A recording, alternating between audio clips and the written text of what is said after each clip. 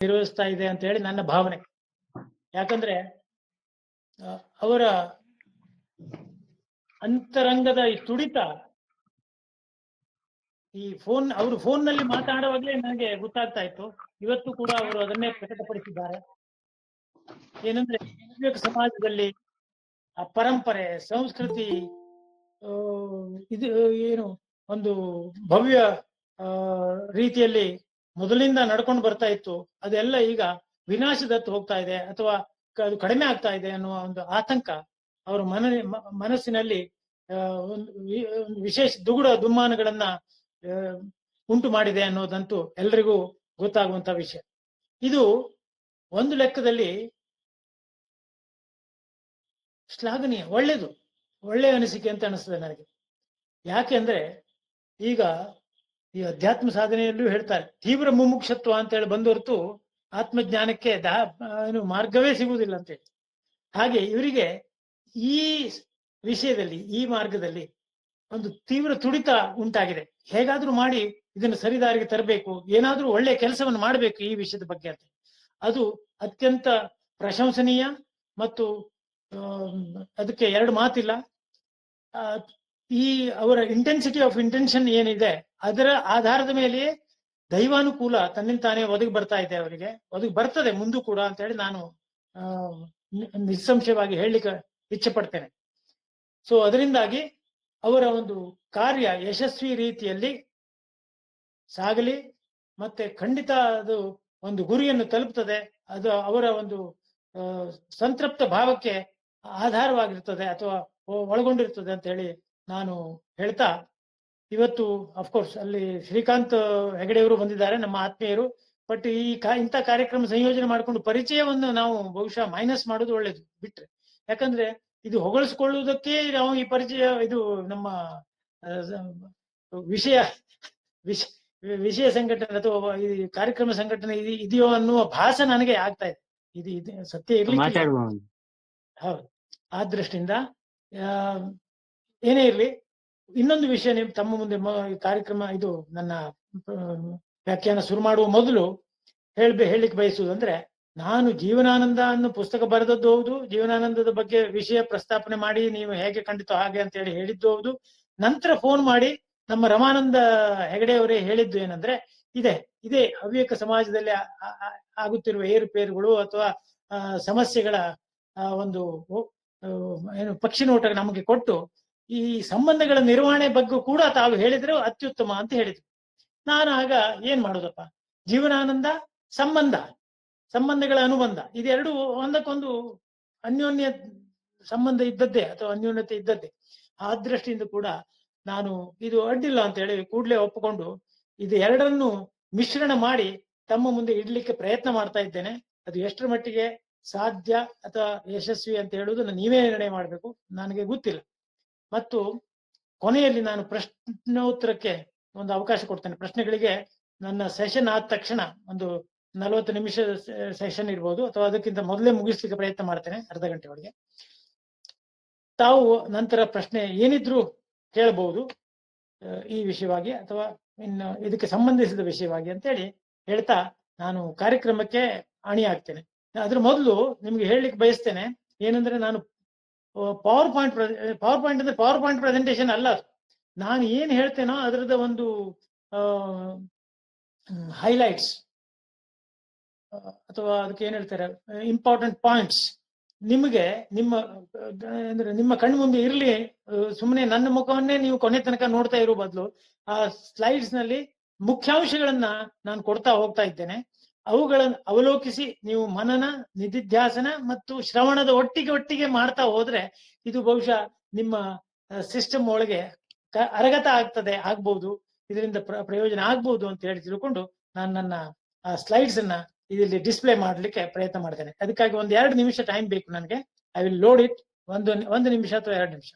So ತಾವು ಕೊನೆಯವರೆಗೂ ಶಾಂತ ರೀತಿಯಿಂದ ಇದನ್ನು ಕೇಳಿಕೊಂಡು ಅದರ ಸಂಪೂರ್ಣ ಲಾಭವನ್ನ, ಪ್ರಯೋಜನವನ್ನು ಪಡೆದುಕೊಳ್ತೀರಿ ಅಂತ ಹೇಳಿ ಭಾವಿಸಿ ನನಗೆ ಈ ಅವಕಾಶ ಕೊಟ್ಟಿದ್ದಕ್ಕೆ ಮತ್ತೊಮ್ಮೆ ತಮ್ಮೆಲ್ಲರಿಗೂ ವಂದನೆಗಳೊಂದಿಗೆ, ಸ್ವಾಗತದೊಂದಿಗೆ ಧನ್ಯವಾದಗಳನ್ನು ಹೇಳ್ತೇನೆ. ನಮಸ್ಕಾರ.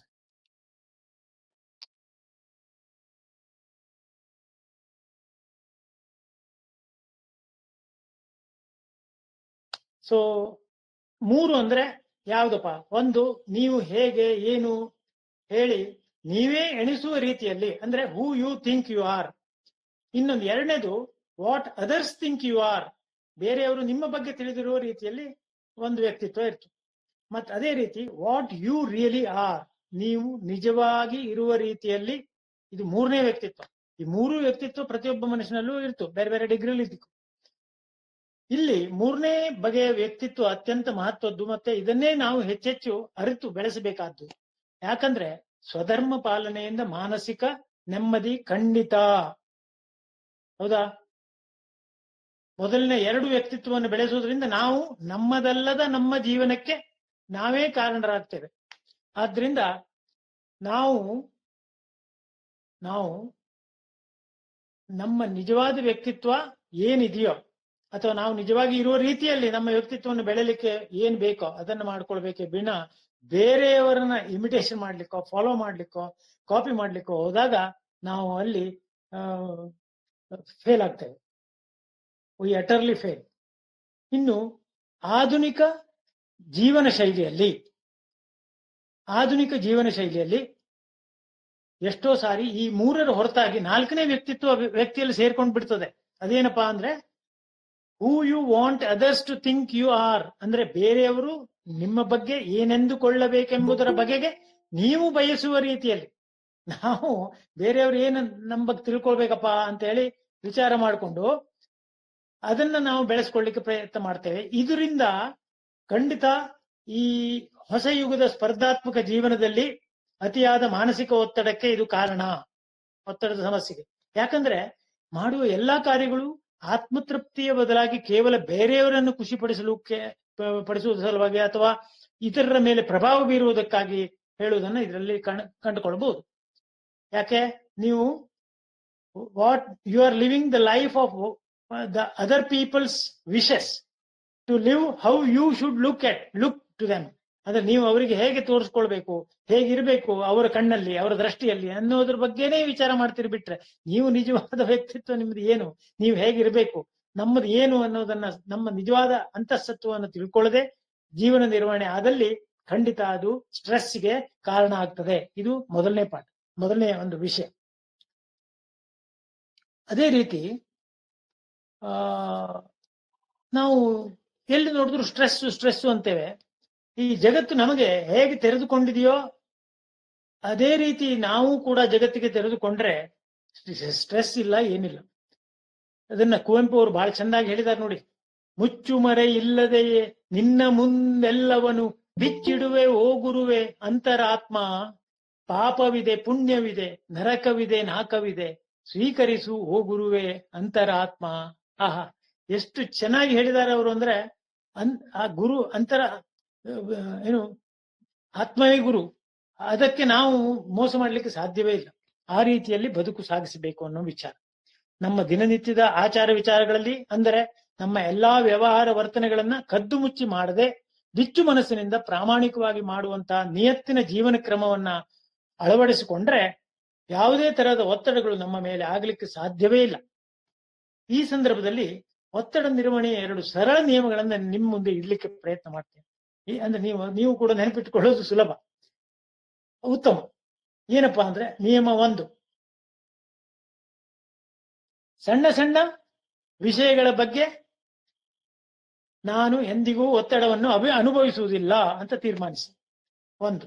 ನಿಯಮ 2, ಜೀವನದಲ್ಲಿ ಎಲ್ಲವೂ ಸಣ್ಣ ವಿಷಯ. ಇಷ್ಟೇ. ಅಂದ್ರೆ ವಿಷಯ ಈ ರೀತಿಯಲ್ಲಿ ನಾವು ತಗೊಳ್ತಾ ಹೋದ್ರೆ ಜೀವನದಲ್ಲಿ ನಮಗೆ ಸಮಸ್ಯೆ ಎದುರಾಗುವುದೇ ಇಲ್ಲ. ಮೂಲತಃ ಜಗತ್ತಿನಲ್ಲಿ ಯಾವುದೇ ಒತ್ತಡ ಇಲ್ಲ. ಒತ್ತಡವು ನಮ್ಮ ಆಲೋಚನೆಯಲ್ಲಿ ಮಾತ್ರ ಇದೆ. ಒಂದಂತೂ ನಿಜ, ಈ ಪ್ರಪಂಚ ಇರುವಂತೆಯೇ ಇರ್ತದೆ, ನಾವು ಅಷ್ಟೇ ವ್ಯತ್ಯಾಸವನ್ನ ಸೃಷ್ಟಿ ಮಾಡ್ಕೊಳ್ತೇವೆ ಅಷ್ಟೇ. ಹೌದಲ್ಲ? ಸೊ ಆ ದೃಷ್ಟಿಯಿಂದ ಕೂಡ ನಾವು ಒತ್ತಡ ನಿರ್ವಹಣೆಯನ್ನ ಒಂದು ಕ್ಲಿಷ್ಟಕರ ಸಂಗತಿ ಅಥವಾ ಒಂದು ದೊಡ್ಡ ಸಮಸ್ಯೆ ಅಂತ ಹೇಳಿ ಪರಿಗಣಿಸಬಾರದು. ಅದೇ ರೀತಿ ಇನ್ನೊಂದು ವಿಷಯ ಹೇಳ್ತೇನೆ ನಿಮಗೆ. ಮನುಷ್ಯರಿಗೆ ಇರುವ ಎಲ್ಲಾ ಸಮಸ್ಯೆಗಳನ್ನ ಪರಿಗಣಿಸಿದ್ರೆ ಮುಖ್ಯವಾಗಿ 3 ವಿಭಾಗಗಳಲ್ಲಿ ವಿಂಗಡಣೆ ಮಾಡಬಹುದು. ಏನಪ್ಪಾ? ಒಂದು 100ಕ್ಕೆ 100 ಪರಿಹಾರ ಇರುವ ಸಮಸ್ಯೆ, ಇನ್ನೊಂದು ಕಿಂಚಿತ್ತೂ ಪರಿಹಾರವಿಲ್ಲದ ಸಮಸ್ಯೆ, ಮತ್ತೊಂದು ಬೇರೆ ಬೇರೆ ಪ್ರಮಾಣದ ಪರಿಹಾರವಿರುವ ಸಮಸ್ಯೆ. ಈ 3 ವಿಭಾಗದಲ್ಲಿ ಯಾವುದೇ ಸಮಸ್ಯೆಯನ್ನು ವಿಂಗಡಿಸಬಹುದು. ಹೌದಾ? ಹಾಗಾದ್ರೆ 100ಕ್ಕೆ 100 ಪರಿಹಾರ ಇರುವ ಸಮಸ್ಯೆ ಯಾವುದು? ಉದಾಹರಣೆಗೆ ಹಸಿವಾದಾಗ ಊಟ ಮಾಡುವುದು, ಅಂದ್ರೆ ಬಾಯಾರಿಕೆ ಆದರೆ ನೀರು ಕುಡಿಯುವುದು, ಇದೆಲ್ಲ ಸಮಸ್ಯೆ ಮತ್ತು ಅದಕ್ಕೆ ಪರಿಹಾರ. ಇದು ಉದಾಹರಣೆ ಅಷ್ಟೇ. ಮತ್ತೆ ಕಿಂಚಿತ್ತೂ ಪರಿಹಾರವಿಲ್ಲದ ಸಮಸ್ಯೆಗಳು ಅಂದ್ರೆ ನಮ್ಮ ಆಪ್ತರು, ಕುಟುಂಬ ಸದಸ್ಯರು ಯಾರಾದ್ರೂ ಕೊನೆ ಉಸಿರಾಡಿದಾಗ ಅದಕ್ಕೆ ಪರಿಹಾರ ಇಲ್ಲ. ಅದನ್ನು ನಾವು ವಿ ಶುಡ್ ಜಸ್ಟ್ ಬ್ಯಾರ್ ವಿತ್ ಇಟ್. ಅದನ್ನು it is part of life ಅಂತ ಹೇಳಿ ತಿಳ್ಕೊಂಡು ಅದನ್ನು ಸಹಿಸಿಕೊಂಡು ಮುಂದೆ ಹೋಗ್ತಾ ಇರ್ಬೇಕು. ಅದಕ್ಕೆ ಪರಿಹಾರ ಹುಡುಕ್ಲಿಕ್ಕೆ ಹೋಗ್ಬಾರ್ದು. ಇನ್ನು 50-50 ಅಥವಾ ಬೇರೆ ಬೇರೆ ಪ್ರಮಾಣದ ಪರಿಹಾರವಿರುವ ಸಮಸ್ಯೆ ಅದು ನಿಜವಾದ ನಮ್ಮ ಬದುಕಿನ ಸಮಸ್ಯೆಗಳು. ಇದನ್ನು ನಿಭಾಯಿಸುವ ಕಲೆಯನ್ನ ನಾವು ನಮ್ಮ ಬದುಕುವ ರೀತಿಯಲ್ಲಿ ಅಳವಡಿಸಿಕೊಳ್ಬೇಕಾಗ್ತದೆ. ಅದು ಹೇಗೆ ಅನ್ನೋದು ಅನುಭವದಿಂದಲೂ ಬರಬಹುದು. ಮತ್ತೆ ಕೆಲವು ಬೇಕಾದಷ್ಟು ರೀತಿಯಲ್ಲಿ ಅದನ್ನ ಸಮಸ್ಯೆ ಪರಿಹಾರಕ್ಕೆ ಸಾಧ್ಯತೆ ಇದೆ. ಆದ್ರೆ ಇದಕ್ಕೆ ಅತ್ಯಂತ ಸರಳವಾದ ಮತ್ತು ಉತ್ತಮವಾದ ಪರಿಹಾರ ಮಾರ್ಗ ಗೌರ್ ಗೋಪಾಲ್ ದಾಸ್ ಅವರು ಹೇಳಿರುವಂತೆ ಬಹಳ ಸುಂದರವಾದ ಒಂದು ಇಕ್ವೇಶನ್ ಕೊಟ್ಟಿದ್ದಾರೆ. ಜೀವನದಲ್ಲಿ ನಿಮಗೆ ಏನಾದ್ರೂ ಸಮಸ್ಯೆ ಇದೆಯೇ ಅಂತ ಕೇಳ್ತಾರೆ. ಇಲ್ಲ ಅಂತ ಹೇಳಿದ್ರೆ ಹಾಗಾದ್ರೆ ಯಾಕೆ ಚಿಂತೆ, ಯಾಕೆ ಕೊರಗು? ಮತ್ತೆ ಸಮಸ್ಯೆ ಇದೆ ಅಂತ ಹೇಳಿದ್ರೆ ಅದಕ್ಕಾಗಿ ನೀವು ಏನಾದ್ರೂ ಮಾಡಬಲ್ರಾ? Can you do something for that for that? ಹೌದು ಅಂತ ಹೇಳಿ ಉತ್ತರ ಇದ್ರೆ ಮತ್ತೆ ಯಾಕೆ ಚಿಂತೆ? Do it. ಏನ್ ಮಾಡ್ಲಿಕ್ಕೆ ಆಗ್ತದೋ ಅದು ಮಾಡಿಬಿಡಿ ಅಷ್ಟೇ. ಇಲ್ಲ ಅಂತ ಹೇಳಾದ್ರೆ, ಏನು ಮಾಡ್ಲಿಕ್ಕೆ ಸಾಧ್ಯ ಇಲ್ಲ ಅಂದ್ರೆ ಬಿಡಿ ಚಿಂತೆ. ಅದು ಅಂದ್ರೆ ನಿಮ್ಮ 2ನೇ ಕೆಟಗರಿ, ಕಿಂಚಿತ್ತು ಪರಿಹಾರವಿಲ್ಲದ ಸಮಸ್ಯೆಯಲ್ಲಿ ಬರ್ತದೆ. ದೆನ್ ಚಿಂತೆ ಬಿಡಿ. ಹೀಗೆ ಸಮಸ್ಯೆ ಇರಲಿ ಇಲ್ಲದೇ ಇರಲಿ ಚಿಂತೆಯ ಅವಶ್ಯಕತೆಯೇ ಕಾಣದು. ಈ ಕಾರಣದಿಂದಲೇ ಬಹಳ ಹಿಂದೆ ಸುಭಾಷಿತದಲ್ಲಿ ಚಿಂತೆ ಮಾಡುವವರಿಗಾಗೆ ಎಚ್ಚರಿಸಿದ್ದಾರೆ ನಮ್ಮ ಪೂರ್ವಜರು. ಎಷ್ಟು ಚಂದ ಸುಭಾಷಿತ ಇದೆ ನೋಡಿ. ನಿಮ್ಗೆಲ್ಲರಿಗೂ ಗೊತ್ತಿದ್ದ ಸುಭಾಷಿತ ಮತ್ತೊಮ್ಮೆ ನೆನಪು ಮಾಡ್ಕೊಡ್ತೇನೆ. ಚಿತಾಯಾಶ್ಚಿಂತಾಯಾಶ್ಚ ಬಿಂದು ಮಾತ್ರಂ ವಿಶಿಷ್ಯತೆ, ಚಿತಾದಹತಿ ನಿರ್ಜೀವಂ ಚಿಂತಾದಹತಿ ಜೀವಿನಂ. ಇನ್ನು ಇಂದಿನ ದಿನಗಳಲ್ಲಿ ಹಣದ ವ್ಯಾಮೋಹ, ಅಧಿಕಾರದ ದಾಹ, ಹೆಸರು ಮಾಡಿ ಕೀರ್ತಿ ಗಳಿಸಿಕೊಳ್ಳುವಂತಹ ತುಡಿತಕ್ಕೆ ಜನ ಮರಳಾಗ್ತಾ ಇದ್ದಾರೆ. ಅಂದು ಜನರು ದುಡಿಮೆ ನಂಬಿ ಬದುಕುತ್ತಿದ್ದರು, ಇವತ್ತು ದುಡ್ಡು ನಂಬಿ ಬದುಕ್ತಾ ಇದ್ದಾರೆ. ಇವುಗಳಿಂದ ಬೇಡದಿರುವ ಚಿಂತೆಯನ್ನು ನಾವಾಗಿ ಮೈಮೇಲೆ ಕರೆದುಕೊಳ್ಳುವುದು, ಮೈಮೇಲೆ ಹಾಕೊಳ್ತಾ ಇದ್ದೇವೆ. ಇದನ್ನೇ DVG ಅವರು ಬಹಳ ಸುಂದರವಾಗಿ ಹೇಳಿದ್ದಾರೆ. ಅನ್ನದಾತುರಕ್ಕಿಂತ ಚಿನ್ನದಾತುರ ತೀಕ್ಷ್ಣ, ಚಿನ್ನದಾತುರಕ್ಕಿಂತ ಹೆಣ್ಣು ಗಂಡೊಲವು, ಮನ್ನಣೆಯ ದಾಹವೀ ಎಲ್ಲಕಂ ತೀಕ್ಷ್ಣತಮ, ತಿನ್ನುವುದಾತ್ಮವನೆ ಮಂಕುತಿಮ್ಮ. ಹೀಗೆ ಸೊ ನಮಗೆ ಊಟದಿಂದ ತೃಪ್ತಿ ಸಿಕ್ಕಿದ್ರೆ ಅದಲ್ಲ, ನಮಗೆ ಸಂಪತ್ತು ಬೇಕು. ಸಂಪತ್ತಿನಿಂದ ಸಮಾಧಾನ ಉಂಟಾ? ಇಲ್ಲ. ಹೆಣ್ಣು ಗಂಡು ಅಲ್ಲೋದೆಲ್ಲ ನಮಗೆ ಪ್ರೀತಿ ಪ್ರೇಮ ಎಲ್ಲ ಬೇಕು. ಅದು ಅಷ್ಟೇ ಅಲ್ಲ, ಮತ್ತೆ ಅದು ಎಲ್ಲವೂ ಇದೆ. ಸಂತೃಪ್ತಿ ಜೀವನ ನಡೀತದೋ? ಇಲ್ಲ. ಆಗ ನಮಗೆ ಮನ್ನಣೆ ಬೇಕು. ಅಂದ್ರೆ ಮನ್ನಣೆಯ ದಾಹ ಅಂದ್ರೆ ಕೀರ್ತಿ, ಹೌದಾ, ಅಧಿಕಾರ, ಅಂತಸ್ತು, ಜನಪ್ರಿಯತೆ. ಇದಕ್ಕೆಲ್ಲ ಜನ ಈಗ ನೋಡಿದಿರಿ ನೀವು, ಜನ ಬಹುತೇಕ ಇದಕ್ಕೆ ಮರಳಾಗ್ತಾ ಇದ್ದಾರೆ. ಇದು ತೀಕ್ಷ್ಣತಮ. ಆದ್ರೆ ಎಲ್ಲದರಿಂದ ಏನಾಗ್ತದೆ ಅಂದ್ರೆ ತಿನ್ನುವುದಾದ ಆತ್ಮವನ್ನೇ ಮಂಕುತಿಮ್ಮ. ಇದು ನಮ್ಮ ಆತ್ಮಾವಲೋಕನಕ್ಕೆ ಎಡೆ ಮಾಡಿಕೊಡುವುದಿಲ್ಲ, ನಮಗೆ ಅಂತರ್ಮುಖಿ ಆಗ್ಲಿಕ್ಕೆ ಕೊಡೋದಿಲ್ಲ, ನಮ್ಮ ಜೀವನದ ಉದ್ದೇಶವನ್ನು ಈಡೇರಿಸುವುದಿಲ್ಲ. ಇದು ಶತಸತ್ಯ ಅಷ್ಟೇ. ಅದಕ್ಕೆ ಅಷ್ಟು ಸುಲಭದಲ್ಲಿ ಇಲ್ಲ ಅದು. ಬಟ್ ಅದನ್ನು ಇನ್ನೊಂದು ದಿನ ನಾವು ಚರ್ಚಿಸಬಹುದು.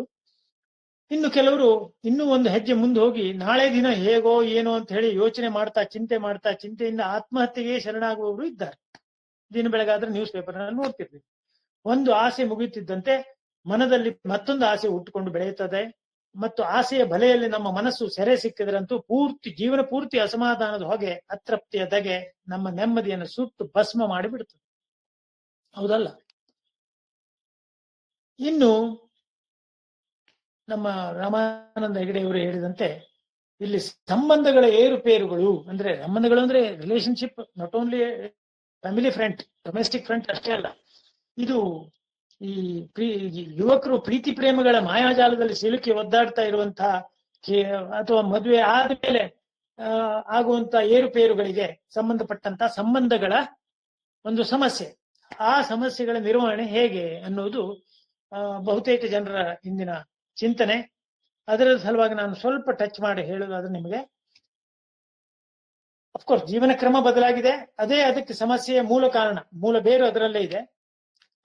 ಬದಲಾದ ಕಾಲಘಟ್ಟದಲ್ಲಿ ಹಾಗೂ ಆಧುನಿಕ ಜೀವನ ಶೈಲಿಯ ಹಿನ್ನೆಲೆಯಲ್ಲಿ ಅನ್ಯೋನ್ಯವಾಗಿ ಸಹಬಾಳ್ವೆಯಿಂದ ಪ್ರೀತಿ ಪ್ರೇಮಗಳಿಂದ ಇರುವಂತಹ ಕುಟುಂಬಗಳು ಈಗ ಸಂಪೂರ್ಣವಾಗಿ ಮರೆಯಾಗ್ತಾ ಇವೆ ಎಂಬುದು ಎಲ್ರಿಗೂ ತಿಳಿದ ವಿಷಯ. ಚಿಕ್ಕ ವಿಷಯಕ್ಕೆ ಮುನಿಸಿಕೊಂಡು ಹತ್ತಿರದವರನ್ನ ದೂರು ಮಾಡಿಕೊಳ್ಳುತ್ತಿದ್ದಾರೆ. ಯಾರದೋ ಅಲ್ಲ ಸಲ್ಲದ ಮಾತುಗಳಿಂದ ಇಡೀ ಕುಟುಂಬವೇ ತಲ್ಲಣಗೊಳ್ಳುವುದನ್ನು ಕಾಣುತ್ತಿದ್ದೇವೆ. ವರಮಾನ ಸ್ಥಾನಮಾನಗಳ ವ್ಯತ್ಯಾಸಗಳನ್ನ ಪರಸ್ಪರ ಹೋಲಿಸಿಕೊಂಡು ಕೊರಗುತ್ತಾ ಮರುಗುತ್ತಾ ಎಲ್ಲೆಡೆ ಐಷಾರಾಮದ ಒಲವು ತೀವ್ರ ಆಗಿದೆ. ವಸ್ತುಗಳನ್ನ ಪ್ರೀತಿಸುತ್ತಾ ವ್ಯಕ್ತಿಗಳನ್ನ ಬಳಕೆಗೆ ಎಂಬಂತೆ ಮನುಷ್ಯರಿಗೆ ಬೆಲೆಯೇ ಇಲ್ಲದಾಗಿದೆ. ಮಾನವೀಯತೆಯ ಧರ್ಮವನ್ನೇ ಬಹುತೇಕ ಜನಸಮುದಾಯವು ಮರೆತಂತಿದೆ. ಇದರಿಂದ ಕೌಟುಂಬಿಕ ವ್ಯವಸ್ಥೆಯ ಮೇಲೆ ನಂಬಿಕೆಯೇ ಹೊರಟು ಹೋಗಿದೆ. ತಮಾಷೆಗೆ ಯಾರೋ ಹೇಳ್ತಾ ಇದ್ರು ಒಬ್ರು, one marries because of lack of experience, divorces because of lack of patience and remarries because of lack of memory ಅಂತ ಅಲ್ವಾ? ಇನ್ನು ಸಂಬಂಧದಲ್ಲಿ ನಿರೀಕ್ಷೆಗಳು ಅತಿಯಾದಾಗ ಕೂಡ ಸಮಸ್ಯೆಗಳು ಹುಟ್ಟುಕೊಳ್ತವೆ. ಭಾವನೆಗಳು ಹುಟ್ಟುವುದು ಹೃದಯದಿಂದ ಮಾತ್ರ. ಅದರಲ್ಲೂ ಅರ್ಥ ಮಾಡಿಕೊಳ್ಳುವ ಮನಸ್ಸು, ಮಾತನಾಡುವ ನಾಲಿಗೆ ಸರಿ ಇಲ್ಲದಿದ್ದರೆ ಯಾವ ಸಂಬಂಧಗಳು ಸರಿಯಾಗಿ ಇರುವುದೇ ಇಲ್ಲ. ಯಾವುದನ್ನು ಪಡೆಯುವ ಮೊದಲು ಮತ್ತು ಅದನ್ನು ಕಳೆದುಕೊಂಡ ನಂತರ, ಹೀಗೆ 2 ಬಾರಿ ಮಾತ್ರ ಎಲ್ಲವೂ ಮೌಲ್ಯಯುತವಾಗಿರುತ್ತದೆ ಅಂತ ನಿಮಗೆ ಎಲ್ರಿಗೂ ಗೊತ್ತಿದ್ದ ವಿಷಯ. ಪ್ರಸ್ತುತ ಸಂಬಂಧವು ಉತ್ತಮವಾಗಿ ಇರಲಿಕ್ಕೆ ನಮ್ಮದೇ ಮನೆಯಲ್ಲಿ ನಾವು ಅತಿಥಿಗಳಂತೆಯೂ ಇನ್ನೊಬ್ಬರೊಂದಿಗೆ ಮನೆಯವರಂತೆಯೂ ವ್ಯವಹರಿಸಬೇಕು ಎಂಬ ಮಾತು ಇತ್ತೀಚೆಗೆ ಬಹಳ ಸಾರಿ ಕೇಳಿ ಬರ್ತಾ ಇದೆ. ಇದರಿಂದ ನಮ್ಮವರೊಂದಿಗೆ ಕ್ಷುಲ್ಲಕ ವಿಚಾರಗಳಲ್ಲಿ ಭಿನ್ನಾಭಿಪ್ರಾಯ ಬರೋದು ತಪ್ಪಲಿಕ್ಕೆ ಸಾಧ್ಯ ಅನ್ನೋದು ಸತ್ಯ. ಬದುಕು ಬಹಳ ಸರಳ, ಆದರೆ ಭಾವನೆಗಳು ಮತ್ತು ಯೋಚನೆಗಳು ಅದನ್ನ ಜಟಿಲವಾಗಿಸುತ್ತವೆ. ಎಲ್ಲವನ್ನೂ ನಮ್ಮದೇ ದೃಷ್ಟಿಕೋನದಲ್ಲಿ ಅಳೆಯುತ್ತೇವೆ. ಪ್ರತಿಯೊಂದು ನಮ್ಮ ಮೂಗಿನ ನೇರಕ್ಕೆ ಇರಬೇಕೆಂದು ನಮ್ಮ ಅತಿಯಾದ ನಿರೀಕ್ಷೆ. ಇಂತಹ ನಿರೀಕ್ಷೆಯಿಂದ ಜೀವನದಲ್ಲಿ ನಿರಾಶೆ, ಹತಾಶೆಯ ವಿನಃ ಬೇರಿನ್ನೇನು ಇರ್ಲಿಕ್ಕೆ ಸಾಧ್ಯ?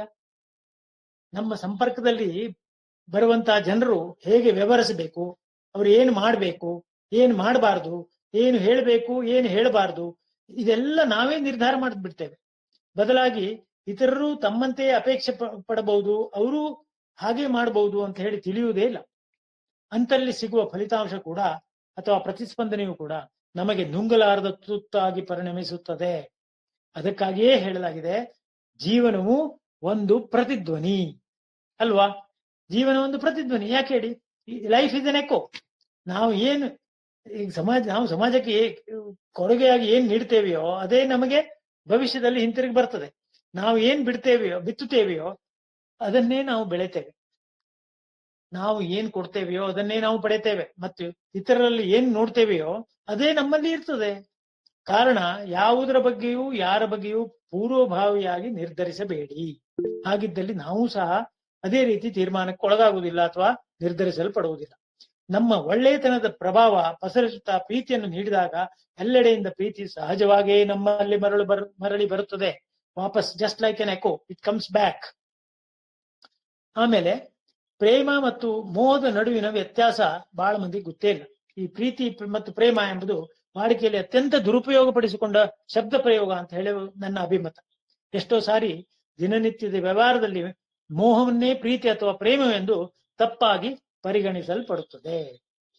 ಯಾಕೆ ಹೇಳಿ? ನೋಡಿ, ಅಲ್ಲಿ ನಾನು ಸ್ಲೈಡ್ ಅಲ್ಲಿ ಕೂಡ ಕೊಟ್ಟಿದ್ದೇನೆ, ಬಹಳ ಚೆನ್ನಾಗಿದೆ ಅದು ವಿಷಯ. ಪ್ರೇಮ ಆಕ್ಚುಲಿ ಧರ್ಮ ಆಧಾರಿತವಾಗಿದ್ದರೆ ಮೋಹ ಅಧರ್ಮ ಆಧಾರಿತ. ಪ್ರೇಮದಿಂದ ವ್ಯಕ್ತಿ ಗೌರವಯುಕ್ತನಾಗುತ್ತಾನೆ, ಮೋಹದಿಂದ ಕೇವಲ ಗರ್ವ ಪಡ್ತಾನೆ. ಪ್ರೇಮ ತ್ಯಾಗದಿಂದ ಉಂಟಾದರೆ ಮೋಹ ಅಹಂಕಾರದಿಂದ ಉಂಟಾಗ್ತದೆ. ಪ್ರೇಮದಿಂದ ಮುಕ್ತಿ, ಮೋಹದಿಂದ ಬಂಧನ. ಹಾಗೆ ಪ್ರೇಮ ಆನಂದಕ್ಕೆ ಕಾರಣವಾದರೆ ಮೋಹ ಭಯ ಮತ್ತು ಆತಂಕಕ್ಕೆ ಎಡೆ ಮಾಡಿಕೊಡುತ್ತದೆ. ಇದು ಎಷ್ಟು ಸತ್ಯ ನೋಡಿ, ಎಷ್ಟು ಚೆನ್ನಾಗಿದೆ ನೋಡಿ. ಈ ವಿಕೃತಗೊಳ್ಳದ ಮತ್ತು ಯಾವುದೇ ವಿಕಲ್ಪಗಳಿಲ್ಲದ ಸಹಜವಾದ ಪ್ರೀತಿಯೇ ದಿವ್ಯ ಪ್ರೇಮ ಅಂತ ಅನಿಸ್ಕೊಳ್ತದೆ. ಹೌದಾ? ಇನ್ನು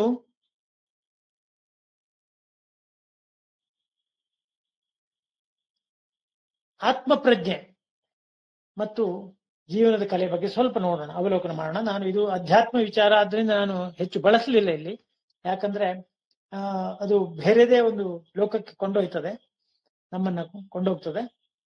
ಆತ್ಮಪ್ರಜ್ಞೆ ಮೂಡಿದಾಗ ಹೊಂದಿಕೊಂಡು ಬಾಳುವುದು ಅಂದ್ರೆ ಜೀವನ ಕಲೆಯನ್ನ ಸಾಗಿಸುವುದು ಅತ್ಯಂತ ಸುಲಭ. ನಮ್ಮ ಅಸ್ತಿತ್ವದ ವಿವಿಧ ಸ್ತರಗಳಾದ ದೇಹ, ಉಸಿರು, ಮನಸ್ಸು, ಬುದ್ಧಿ, ಚಿತ್ತ, ಅಹಂಕಾರ ಮತ್ತು ಆತ್ಮ ಇವುಗಳ ಬಗ್ಗೆ ಸ್ವಲ್ಪ ತಿಳಿದುಕೊಳ್ಬೇಕು ಎಲ್ಲರೂ. ಇದೇ ಜೀವನದ ಕಲೆ. ಇದರಿಂದಾಗಿ ನಾವು ವರ್ತಮಾನದ ಈ ಕ್ಷಣದಲ್ಲಿ ಬದುಕಲಿಕ್ಕೆ ಸಾಧ್ಯ ಆಗ್ತದೆ. ಆಕ್ಚುಲಿ ಹೆಚ್ಚಿನ ಪಕ್ಷ ಜನರು, ನಿಮಗೆಲ್ಲ ತಿಳಿದಂತದೆ, we live in the past or in the future. ಭೂತಕಾಲದಲ್ಲಿ ಅಥವಾ ಭವಿಷ್ಯತ್ತಿನಲ್ಲಿ ನಾವು ಗತಿಸಿ ಹೋದದ್ದನ್ನು ಚಿಂತಿಸುತ್ತಾ ಅಥವಾ ಭವಿಷ್ಯದಲ್ಲಿ ಕಾಣದ ಮುಂದಿನ ಉಜ್ವಲ ಭವಿಷ್ಯವನ್ನ ಆಕಾಶ ಕ್ಯಾಸ್ಲಿಂದ ಏರ್ ಅಂತಾರಲ್ಲ, ಆ ತರ ಮಾಡಿಕೊಂಡು ನಾವು ಬದುಕ್ತೇವೆ. ಆಕ್ಚುಲಿ ವರ್ತಮಾನದಲ್ಲಿ ಬದುಕಬೇಕು ಅಂತ ಉಂಟು. ಅಧ್ಯಾತ್ಮದಲ್ಲಿ ಅದು ಕೂಡ ಇಲ್ಲ. ನೀವು ವರ್ತಮಾನದಲ್ಲಿ ಕೂಡ ಬದುಕಲಿಕ್ಕಿಲ್ಲ ಅಂತೆ. ಅಂದ್ರೆ ಹಾಗಾದ್ರೆ ನೀವು you should live in reality. ಎಷ್ಟು ಚೆನ್ನಾಗಿದೆ ನೋಡಿ, ಇನ್ ರಿಯಾಲಿಟಿ. ಸೊ ಇರ್ಲಿ, ಅದು ಇನ್ನು ನಿಜಕ್ಕೂ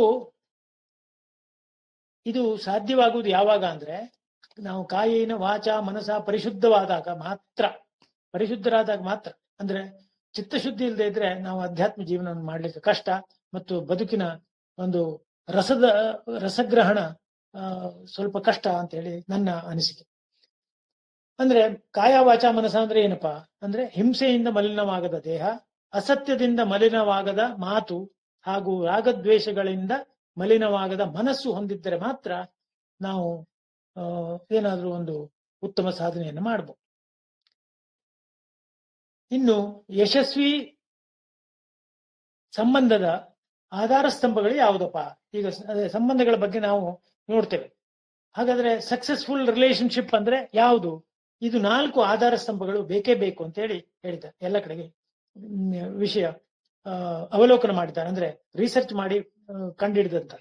ಏನಂದ್ರೆ ಇಫೆಕ್ಟಿವ್ ಕಮ್ಯುನಿಕೇಶನ್ ಅಂದ್ರೆ ಪರಿಣಾಮಕಾರಿ ಸಂವಹನ, ಮತ್ತು ಫರ್ಮ್ ಫೇತ್ ದೃಢವಾದ ನಂಬಿಕೆ, ಮತ್ತು ಅನನ್ಯ ಪ್ರೀತಿ ಟ್ರೂ ರೆಸ್ಪೆಕ್ಟ್, ಹಾಗೂ ಹೃತ್ಪೂರ್ವಕ ಗೌರವ ಟ್ರೂ ರೆಸ್ಪೆಕ್ಟ್, ಮತ್ತು ಅನನ್ಯ ಪ್ರೀತಿ ಅಂದ್ರೆ ಪ್ಯೂರ್ ಲವ್.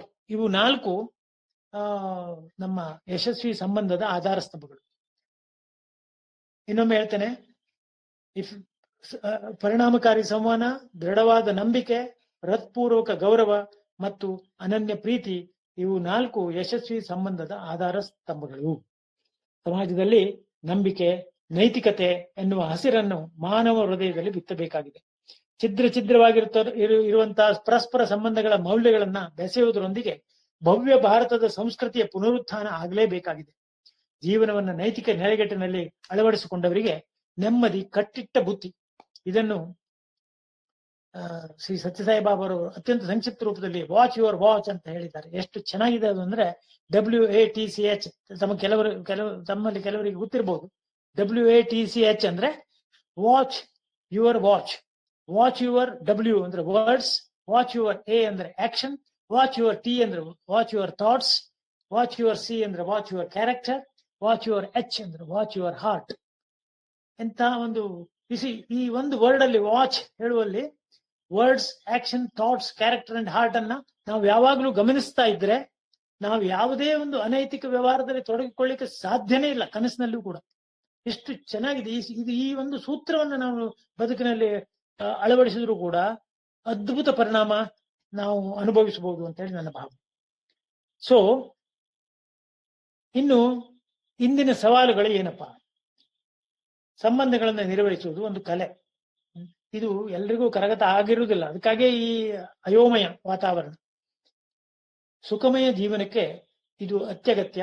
ಸಂಬಂಧಗಳಲ್ಲಿ ಬಿರುಕು ಮೂಡಿದರೆ ಖಿನ್ನತೆ, ಏಕಾಂಗಿತನ ಮತ್ತು ವೃತ್ತಿಯಲ್ಲಿ ಹಿನ್ನಡೆ ಉಂಟಾಗಬಹುದು. ಇಂದಿನ ಆಧುನಿಕ ಜಗತ್ತಿನಲ್ಲಿ ವಿಶೇಷವಾಗಿ ಯುವಜನರು ಪ್ರೀತಿ, ಪ್ರೇಮದ ಹೆಸರಿನಲ್ಲಿ ಮಾಯಾಜಾಲಕ್ಕೆ ಸಿಲುಕಿ ಆರ್ಥಿಕವಾಗಿ, ಭಾವನಾತ್ಮಕವಾಗಿ ಮತ್ತು ದೈಹಿಕವಾಗಿ ಬಳಲುತ್ತಾ ಇದ್ದಾರೆ. ಈ ಡೇಟಿಂಗ್ ಅಪ್ಲಿಕೇಶನ್ ಮತ್ತು ಸಾಮಾಜಿಕ ಮಾಧ್ಯಮಗಳು ಇವೆಲ್ಲವೂ ಈ ಸಮಸ್ಯೆಗಳನ್ನು ಇನ್ನಷ್ಟು ಹೆಚ್ಚಿಗೆ ಮಾಡಿದೆ ಅಂತ ಹೇಳಿ ನನ್ನ ಭಾವನೆ. ಇನ್ನು ಸವಾಲುಗಳಲ್ಲಿ ಆರೋಗ್ಯಕರ ಸಂಬಂಧಗಳನ್ನು ನಿರ್ವಹಿಸುವುದು ಕಷ್ಟಕರವಾಗಿದೆ. ಯಾಕಂದ್ರೆ ನಗರ ಪ್ರದೇಶಗಳಲ್ಲಿ ಪೋಷಕರು ಇಬ್ಬರೂ ಕೆಲಸ ಮಾಡುವಾಗ, ಡಿಜಿಟಲ್ ಪೇರೆಂಟಿಂಗ್ ಹೆಚ್ಚುತ್ತಿರುವಾಗ ಮತ್ತು ಸ್ವಾತಂತ್ರ್ಯವನ್ನು ತಪ್ಪಾಗಿ ಅರ್ಥೈಸಿಕೊಳ್ಳುವುದರಿಂದ ಅನೇಕ ಸಮಸ್ಯೆಗಳು ಉದ್ಭವ ಆಗ್ತದೆ. ಯುವಕರು ತಮ್ಮ ಸ್ವಾತಂತ್ರ್ಯದ ಗಡಿಗಳನ್ನ ಅರಿಯದೆ ಒತ್ತಡ ಮತ್ತು ಸಂಬಂಧಗಳ ಕುಸಿತಕ್ಕೆ ಒಳಗಾಗ್ತಾ ಇದ್ದಾರೆ. They don't know their limit. ಇಂದಿನ ಸಂಬಂಧಗಳು ಭಾವನಾತ್ಮಕ ಬುದ್ಧಿವಂತಿಕೆಗಿಂತ ಅಂದ್ರೆ ಇಮೋಷನಲ್ ಇಂಟೆಲಿಜೆನ್ಸ್ಗಿಂತ ಹೆಚ್ಚು ಹೆಚ್ಚು ಎಕ್ಸೈಟ್ಮೆಂಟ್ ಬೇಸ್ಡ್ ಅಥವಾ ಉತ್ಸಾಹ ಆಧಾರಿತವಾಗಿದೆ. ಅಂದ್ರೆ ಅವರಿಗೆ ಎಕ್ಸೈಟ್ಮೆಂಟ್ ಬೇಕು.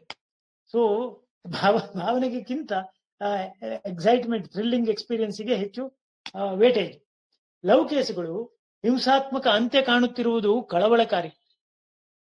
ಪತಿ ಹತ್ಯೆಗೆ ಪತ್ನಿ ಅಥವಾ ಪತಿ ಹತ್ಯೆಗೆ ಪ್ರಿಯಕರನ ಜೊತೆ ಸೇರಿ ಸುಪಾರಿ ಕೊಡುವುದು, ಕ್ರೂರವಾಗಿ ತಾನೇ ಸಂಗಾತಿಯನ್ನು ಹತ್ಯೆ ಮಾಡುವುದು, ಇವೆಲ್ಲವೂ ಇತ್ತೀಚೆಗೆ ತುಂಬಾ ಹೆಚ್ಚಾಗ್ತಾ ಇದೆ.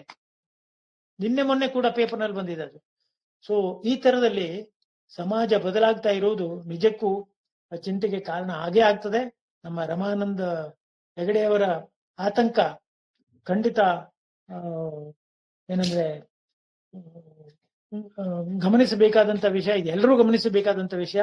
ಇದು ಬರೀ ಚಿಂತಿಸ್ತಾ ಇರೋದ್ರ ಬದಲು ಇದರ ರಿವರ್ಸ್ ಗ್ಯಾರಲ್ಲಿ ಹೋಗುವಂತೆ ಮಾಡುವಂತ ಒಂದು ಕಾರ್ಯ ಪ್ರವೃತ್ತಿ ನಮ್ಮಲ್ಲಿ ಹೆಚ್ಚಾದ್ರೆ ಒಳ್ಳೇದು ಅಂತ ಅನಿಸ್ತದೆ. ಇನ್ನು ಪರಿಹಾರ ಮಾರ್ಗಗಳು ಬೇಕು. ಬರೀ ಸಮಸ್ಯೆಗಳನ್ನು ಹೇಳಿದ್ರೆ ಆಗ್ತದಾ? ಅವರಿಗೆ ಪರಿಹಾರ ಬೇಕು. ಹಲೋ, ನಮಸ್ತೆ. ಹಲೋ, ಹೇಳಿ. ಹಲೋ, ಇನ್ನು ಸಂಕ್ಷಿಪ್ತದಲ್ಲಿ ಹೇಳೋದಾದ್ರೆ ಟೈಮ್ ಆಗ್ತಾ ಇದೆ, ಅದು ಬಹುಶಃ ಇವತ್ತು ಪೂರ್ತಿ ಮುಗಿಯುವುದಿಲ್ಲ. ಸಂಬಂಧಿತ ಸಮಸ್ಯೆಗಳ ಗಂಭೀರತೆಯನ್ನು ಮನಗಂಡು ದೆಹಲಿ ವಿಶ್ವವಿದ್ಯಾಲಯ ಮನೋವಿಜ್ಞಾನ ನಿಗೋಷಿಯೇಟಿಂಗ್ ಇಂಟಿಮೇಟ್ ರಿಲೇಶನ್ಶಿಪ್ ಅಂತ ಹೇಳಿ ಮನೋವಿಜ್ಞಾನ ವಿಭಾಗ ಒಂದು ಹೊಸ ಕೋರ್ಸ್ ಅನ್ನೇ ಪ್ರಾರಂಭ ಮಾಡಿದೆ. ಈ ಕೋರ್ಸ್ ಪ್ರೀತಿ, ಸ್ನೇಹ ಮತ್ತು ಆರೋಗ್ಯಕರ ಸಂಬಂಧಗಳ ನಿರ್ವಹಣೆಯ ಬಗ್ಗೆ ಕಲಿಸ್ತದೆ. ಇದು ಕೇವಲ ಪ್ರೇಮ ಮತ್ತು ಜೀವನಕ್ಕೆ ಸೀಮಿತ ಆಗಿಲ್ಲ. ಇಮೋಷನಲ್ ಇಂಟೆಲಿಜೆನ್ಸ್ ಅಭಿವೃದ್ಧಿ, ಅದರ ಡೆವಲಪ್ಮೆಂಟ್ ಎಲ್ಲ ಸೇರಿದಂತೆ ಲೈಫ್ ಸ್ಕಿಲ್ಸ್ ಅಥವಾ ಜೀವನ ಕೌಶಲ್ಯವನ್ನು ಸುಧಾರಿಸುವ ಗುರಿಯನ್ನು ಕೂಡ ಹೊಂದಿದೆ. ಮಾನಸಿಕ ಆರೋಗ್ಯ ಸಮಸ್ಯೆಗಳು ಹೆಚ್ಚುತ್ತಿರುವ ಇಂದಿನ ದಿನಗಳಲ್ಲಿ ಸುವಿಚಾರ, ಧನಾತ್ಮಕ ಚಿಂತನೆ, ಜೀವನ ಶೈಲಿ ಬದಲಾವಣೆ, ನಿಜ ಜೀವನದ ಅರಿವು ಮತ್ತು ಸರಿಯಾದ ಮಾರ್ಗದರ್ಶನ ಆರೋಗ್ಯಕರ ಬದುಕಿಗೆ ಅತ್ಯಗತ್ಯ. ಮೊದಲನೇದಾಗಿ ನಮ್ಮ ತಪ್ಪಾದ ಗ್ರಹಿಕೆ ಹಾಗೂ ಸುಜ್ಞಾನದ ಅಭಾವ ಜೀವನವನ್ನು ಸಂಕಷ್ಟಕ್ಕೆ ಒಡ್ಡುತ್ತದೆ. ಕಣ್ಣಿಗೆ ಕಾಣುವುದೆಲ್ಲ ಸತ್ಯವಲ್ಲ, ಕಣ್ಣಾರೆ ಕಂಡರೂ ಪರಾಂಬರಿಸಿ ನೋಡು ಎಂಬ ಗಾದೆಯೇ ಇದೆ. ಹೀಗಿರುವಾಗ ಯಾರೋ ಹೇಳಿದ್ದು, ಎಲ್ಲಿಯೋ ಕೇಳಿದ್ದು, ಹೀಗಿದ್ದರೆ ಹಾಗಾದೀತು ಎಂಬೆಲ್ಲ ಊಹಾಪೋಹಗಳು ಎಷ್ಟು ಅಸತ್ಯ ಮತ್ತು ಅಜ್ಞಾನದಿಂದ ಕೂಡಿರ್ಲಿಕ್ಕೆ ಸಾಧ್ಯ ಎಂಬುದನ್ನ ಯಾರೂ ಊಹೆ ಮಾಡಬಹುದು. ಸಂಶಯಕ್ಕೆ ಸಂಬಂಧಗಳನ್ನು ಹಾಳು ಮಾಡುವ ಶಕ್ತಿ ಇದೆ. ಅದೊಂದು ಸದಾ ನೋವು ನೀಡುವ ಮುಳ್ಳಿದ್ದಂತೆ. ನಮ್ಮ ನಂಬಿದವರ ಬಗ್ಗೆ ಸಂಶಯ ಬಿಟ್ಟು ಸಂಬಂಧ ಉಳಿಸಿಕೊಳ್ಳೋಣ. ಅಷ್ಟಲ್ಲದೆ ಸಂಶಯಾತ್ಮ ವಿನಶ್ಯತಿ ಎಂಬ ಗೀತೋಕ್ತಿಯನ್ನ ಮರೆಯದೆ ಗೀತೆಯ ಪಠಣವನ್ನ ಆಗಾಗ ಮಾಡ್ತಾ ಇರೋಣ. ಒಳ್ಳೆಯ ಜನರನ್ನು ಹುಡುಕಿಕೊಂಡು ಕೆಲವರನ್ನು ಕೆಟ್ಟವರನ್ನ ಬಿಟ್ಟು ಬಿಡುವುದರ ಬದಲಾಗಿ ಇರುವ ಜನರಲ್ಲಿ ಒಳ್ಳೆಯದನ್ನ ಕಂಡುಕೊಂಡು ಅವರಲ್ಲಿ ಕೆಟ್ಟದ್ದನ್ನ ನಿರ್ಲಕ್ಷಿಸಿ. ಏಕೆಂದ್ರೆ ಇದು ಯಾಕೆ ಹೇಳ್ತೇನೆ ಅಂದ್ರೆ, ಯಾರೂ ಪರಿಪೂರ್ಣರಲ್ಲ, ನೋ ಬಡಿ ಈಸ್ ಪರ್ಫೆಕ್ಟ್. ಸೊ ಆ ದೃಷ್ಟಿಯಿಂದ ಕೂಡ ಈ ನಮ್ಮ ಜೀವನದ ನಿರ್ವಹಣೆ ಅತ್ಯಂತ ಸುಗಮವಾಗಿ ಸಾಗಲಿಕ್ಕೆ ಇದೆಲ್ಲ ನಾವು ಅರಿತುಕೊಳ್ಳುವ ಅವಶ್ಯಕತೆ ಇದೆ. ಇನ್ನು ಜೀವನದಲ್ಲಿ ಸ್ವೀಕಾರ ಮನೋಭಾವ ಅಂತ ಹೇಳಿ ಶಾಸ್ತ್ರದಲ್ಲಿ ಹೇಳಿರುವಂತೆ ಋಣಾನುಬಂಧ ರೂಪೇಣ ಪಶುಪತ್ನಿ ಸುತಾಲಯ, ಅಂದರೆ ನಮ್ಮಲ್ಲಿಯ ಸಾಕು ಪ್ರಾಣಿಗಳಾಗಲಿ, ಜೀವನ ಸಂಗಾತಿ ಆಗಲಿ, ಮಕ್ಕಳಾಗಲಿ, ವಾಸಸ್ಥಳಗಳಾಗಲಿ, ಇವೆಲ್ಲವೂ ನಮ್ಮ ಜನ್ಮಾಂತರದ ಋಣಾನುಬಂಧದಿಂದ ಮಾತ್ರ ನಮಗೆ ಈ ಜನ್ಮದಲ್ಲಿ ಒದಗಿ ಬರುವಂತದ್ದು. ಅದು ಎಲ್ರಿಗೂ ಗೊತ್ತುಂಟು. ಈ ಸತ್ಯವನ್ನು ಮನಸಾರೆ ಸ್ವೀಕರಿಸಿದ್ದೇ ಆದರೆ ಈ ಮೂಲಗಳಿಂದ ಉದ್ಭವಿಸುವಂತಹ ಎಲ್ಲ ಸಮಸ್ಯೆಗಳು ನಮಗೆ ಇಲ್ಲದಂತೆಯೇ ಆಗುತ್ತವೆ. ಇದು ಶತಸತ್ಯ. ಜೀವನದ ನಮ್ಮ ಸಮಸ್ಯೆಗಳೆಲ್ಲವೂ ಯಾವುದೇ ಭೌತಿಕ ವಸ್ತುವಿನಿಂದ, ವ್ಯಕ್ತಿಯಿಂದ, ಇಲ್ಲವೇ ಸನ್ನಿವೇಶದಿಂದ ಉಂಟಾಗುವಂತಹದ್ದು. ನಮ್ಮಲ್ಲಿ ವಸ್ತು, ವ್ಯಕ್ತಿ ಮತ್ತು ಘಟನೆಗಳನ್ನು ಸ್ವೀಕರಿಸುವ ಮನೋಭಾವ ಅಂದ್ರೆ ಅಕ್ಸೆಪ್ಟೆನ್ಸ್ ಅಂತ ಹೇಳಿ ಈ ಮನೋಭಾವ ಬೆಳೆಸಿಕೊಂಡಲ್ಲಿ ಸಮಸ್ಯೆಗಳು ನಮ್ಮನ್ನು ಎದುರಿಸುವ ಧೈರ್ಯವೇ ಮಾಡುವುದಿಲ್ಲ. ಆದ್ರೆ ಹಾಗಾದಾಗ ಮಾತ್ರ ನಮ್ಮ ದೃಷ್ಟಿ ಮತ್ತು ದೃಶ್ಯ ಬದಲಾಗಿ ನಾವಿರುವಲ್ಲೆಲ್ಲ ಹೊಸ ವಾತಾವರಣ ಸೃಷ್ಟಿಯಾಗುವುದರಲ್ಲಿ ಸಂಶಯವೇ ಇಲ್ಲ. ಹಾಗಾದ್ರೆ ಏನಪ್ಪಾ ಅಕ್ಸೆಪ್ಟೆನ್ಸ್ ಹೇಗೆ ಅಂತೇಳಿ ನಾನು ಅಲ್ಲಿ ಕೊಟ್ಟಿದ್ದೇನೆ. ಬಹುಶಃ ಸ್ವೀಕಾರದ ಫಲಿತಾಂಶಗಳು ಅಂತಿದ್ರು. ಸ್ವೀಕಾರ ಮಾಡುವುದರಿಂದ ಏನೆಲ್ಲ ಆಗ್ತದಪ್ಪ ಅಂದ್ರೆ ಅದೇ, ನೀವು ಅನಿಶ್ಚಿತತೆಯನ್ನ ನೀವು ಸ್ವೀಕಾರ ಮಾಡದೇ ಇದ್ರೆ ಭಯದಲ್ಲಿ ಇರ್ತೀರಿ. ಸ್ವೀಕಾರ ಮಾಡಿದ್ರೆ ಅದೇ ಸಾಹಸವಾಗಿ ಪರಿವರ್ತನೆ ಆಗ್ತದೆ. ಇತರರಲ್ಲಿ ಒಳ್ಳೆಯದನ್ನು ಕಂಡಾಗ ಅದನ್ನ ಸ್ವೀಕಾರ ಮಾಡಿದ್ರೆ ನಿಮ್ಗೆ ಸ್ಫೂರ್ತಿ ಸಿಗುವ ಬದಲು ಅಸ್ವೀಕೃತಿ ನಿಮಗೆ ಅಸೂಯೆಯನ್ನು ಹುಟ್ಟಿಸ್ತದೆ. ನಿಯಂತ್ರಣಕ್ಕೆ ಮೀರಿದ ವಿಷಯಗಳನ್ನ ನೀವು ಸ್ವೀಕಾರ ಮಾಡದೇ ಇದ್ರೆ ಕೋಪಕ್ಕೆ ಒಳಗಾಗ್ತೀರಿ. ಹೌದಾ? It is beyond hour control ಅಂತ ಹೇಳಿದಾಗ ನಿಮ್ಗೆ ಒನ್ ಗೆಟ್ಸ್ ಆಂಗ್ರಿ. ಅದನ್ನೇ ನೀವು ಅಕ್ಸೆಪ್ಟ್ ಮಾಡಿದ್ರೆ, ಸ್ವೀಕಾರ ಮಾಡಿದ್ರೆ ನಿಮಗೆ ಸಹಿಷ್ಣುತೆ ಅಭಿವೃದ್ಧಿ ಆಗ್ತದೆ. ಅದು ಸಹಿಷ್ಣುತೆಯನ್ನು ಟಾಲರೆನ್ಸ್ ಅಂತ ಹೇಳಿ ಏನ್ ಹೇಳ್ತೇವೆ ಅದು ಬರ್ತದೆ. ಹಾಗೆ ಅದೇ ರೀತಿ ಯಾವುದೇ ವ್ಯಕ್ತಿಯನ್ನು ಅವನು ಇದ್ದಕ್ಕೆ ಇದ್ದ ಹಾಗೆ, ಅವನು ಹೇಗಿದ್ದಾನೋ ಹಾಗೆ ಇದ್ದಂತೆ ಅನ್ಕಂಡೀಷನಲಿ ಬೇಷರತ್ತಾಗಿ ಸ್ವೀಕಾರ ಮಾಡುವ ಬದಲು ಅಸ್ವೀಕಾರ ಮಾಡಿದ್ರೆ ಅವನನ್ನೇ ದ್ವೇಷಕ್ಕೆ ಗುರಿ ಮಾಡಿದಂಗೆ ಆಗ್ತದೆ. ದ್ವೇಷಕ್ಕೆ ಒಳಗಾಗ್ತಾನೆ. ಅದೇ ಅನ್ಕಂಡೀಷನಲಿ ಅಕ್ಸೆಪ್ಟ್ ಮಾಡಿದ್ರೆ ಪ್ರೀತಿ ಉಂಟಾಗ್ತದೆ. ಅದನ್ನೇ ಪ್ರೀತಿ, ಪ್ರೇಮ ಅಂತ ಹೇಳುದು. ಸೊ ಆ ದೃಷ್ಟಿಯಿಂದ ನಾವು ಯಾವಾಗ ಸ್ವೀಕಾರ ಮನೋಭಾವವನ್ನು ಬೆಳೆಸ್ಕೊಳ್ತೇವೋ ಎಲ್ಲ ಋಣಾತ್ಮಕ ಭಾವನೆಗಳು ಧನಾತ್ಮಕವಾಗಿ ಪರಿವರ್ತನೆ ಹೊಂದಿ ಜೀವನವನ್ನ ಒಂದು ವಿಶೇಷ ಅನುಭವಕ್ಕೆ ಒಳಪಡಿಸ್ತದೆ. ಇದು ವಿಶೇಷ. ಇನ್ನು ನಿರೀಕ್ಷೆ ಮತ್ತು ಯಶಸ್ಸು ಹೇಳುವುದರ ಬಗ್ಗೆ ನೋಡೋಣ. ಈಗ ಇಲ್ಲಿ ನಿರೀಕ್ಷೆ ಹೇಳತಕ್ಕಂಥದ್ದು ನಿರಾಶೆಗೆ ಕಟ್ಟಿಟ್ಟ ಬುತ್ತಿ. ಇದು ಎಲ್ರಿಗೂ ಗೊತ್ತುಂಟು. ಇದು where there is expectation, more expectation less happiness. It is inversely proportional to happiness. So expectation ಹೆಚ್ಚಾದಂಗೆ ನಿಮಗೆ ನಿರಾಶೆ ಅಥವಾ ಅಸಂತೋಷ ದಾರಿ ಮಾಡಿಕೊಡ್ತದೆ, ಅಥವಾ ಅದಕ್ಕೆ ಗುರಿ ಆಗ್ತೀರಿ. ಯಾರ ಬಗ್ಗೆಯೂ ಅತಿಯಾದ ನಿರೀಕ್ಷೆ ಬೇಡ. ಹೀಗೆ ಆಗಬೇಕೆಂಬ ಅಪೇಕ್ಷೆ ಕೈಗೂಡಿದಾಗ ಕೆಲವರು ಆಕಾಶವೇ ಕಳಚಿ ಬಿದ್ದವರಂತೆ ಮಾಡುವುದನ್ನು ಸಾಮಾನ್ಯವಾಗಿ ನೋಡಿರ್ತೀರಿ ನೀವು. ನಮ್ಮ ದಿನನಿತ್ಯದ ಚಟುವಟಿಕೆಯಲ್ಲಿ ಕೂಡ ಒಬ್ಬರು ಇನ್ನೊಬ್ಬರ ಮೇಲಿನ ನಿರೀಕ್ಷೆಯಿಂದ ಎಷ್ಟೋ ಬಾರಿ ನಿರಾಶೆ ಹೊಂದಿ ಹತಾಶರಾಗುವುದನ್ನು ಕಾಣ್ತೇವೆ. ನಮ್ಮ ನಿರೀಕ್ಷೆಯಂತೆ ಇಲ್ಲದವರನ್ನ ತಪ್ಪೆಂದು ಪರಿಗಣಿಸಲಾಗದು. ಯಾಕೆ? ನಿರೀಕ್ಷೆ ಇರುವುದು ತಪ್ಪಲ್ಲ, ನೀವು ನಿರೀಕ್ಷೆ ಇರುವುದು ತಪ್ಪಲ್ಲ. ಆದರೆ ನಿರೀಕ್ಷೆ ಮಾಡಿದ್ದು ಕೈಗೂಡದಾಗ ಅಥವಾ ಹುಸಿಯಾದಾಗ, ಅದು ಸುಳ್ಳಾದಾಗ ನಿರಾಶೆಗೊಳ್ಳುವುದು ಅನವಶ್ಯಕ. ಸರಿಯಾಗಿ ಕೇಳ್ಕೊಳ್ಳಿ. ಏಕೆಂದರೆ ನಿರೀಕ್ಷೆ ಮಾಡಿದ್ದು ನಾವು, ಹೌದಾ? ಹಾಗೂ ನಿರೀಕ್ಷೆಯ ಆಧಾರದ ಅವಲೋಕನ ಸರಿಯಾಗಿ ಮಾಡಿಕೊಳ್ಳದ ತಪ್ಪು ನಮ್ಮದೇ ಎಂಬ ಪರಿಜ್ಞಾನ ಬೆಳೆಸಿಕೊಂಡಲ್ಲಿ, ಅಥವಾ ನಿರೀಕ್ಷೆ ಇದ್ದರೂ ಅದರ ಫಲದ ಬಗ್ಗೆ ಹಠವಿಲ್ಲದಿದ್ರೆ ಮಾನಸಿಕ ನೆಮ್ಮದಿಗೆ ನಾವೇ ದಾರಿ ಮಾಡಿಕೊಂಡಂತ ಆಗ್ತದೆ. ಅದಕ್ಕೆ ಹೇಳೋದು ಕರ್ಮಣ್ಯೇವಾಧಿಕಾರಸ್ಥೆ ಮಹಾಫಲೇಶು ಕದಾಚನ. ನಮಗೆ ಕೆಲಸ, ಕಾರ್ಯ, ಪ್ರಯತ್ನ ಅಷ್ಟೇ ನಮ್ಮದು, ಫಲಕ್ಕೆ ನಾವು ಬಾಧ್ಯಸ್ಥರಲ್ಲ ಹೇಳುವುದು ಎಲ್ರಿಗೂ ತಿಳಿದ ವಿಚಾರ. ಆದ್ರೆ ಅದನ್ನ ರೂಢಿಯಲ್ಲಿ ತರುವಾಗ ಸ್ವಲ್ಪ ಕಷ್ಟ ಆಗ್ತದೆ. ಕಷ್ಟ ಆದ್ರೂ ಅದನ್ನ ರೂಢಿಯಲ್ಲಿ ತಂದಾಗ ನಿಮಗೆ ಜೀವನ ಇಷ್ಟ ಆಗ್ತದೆ, ಸಮಸ್ಯೆಗಳು ಎದುರಾಗುವುದಿಲ್ಲ. ಇನ್ನು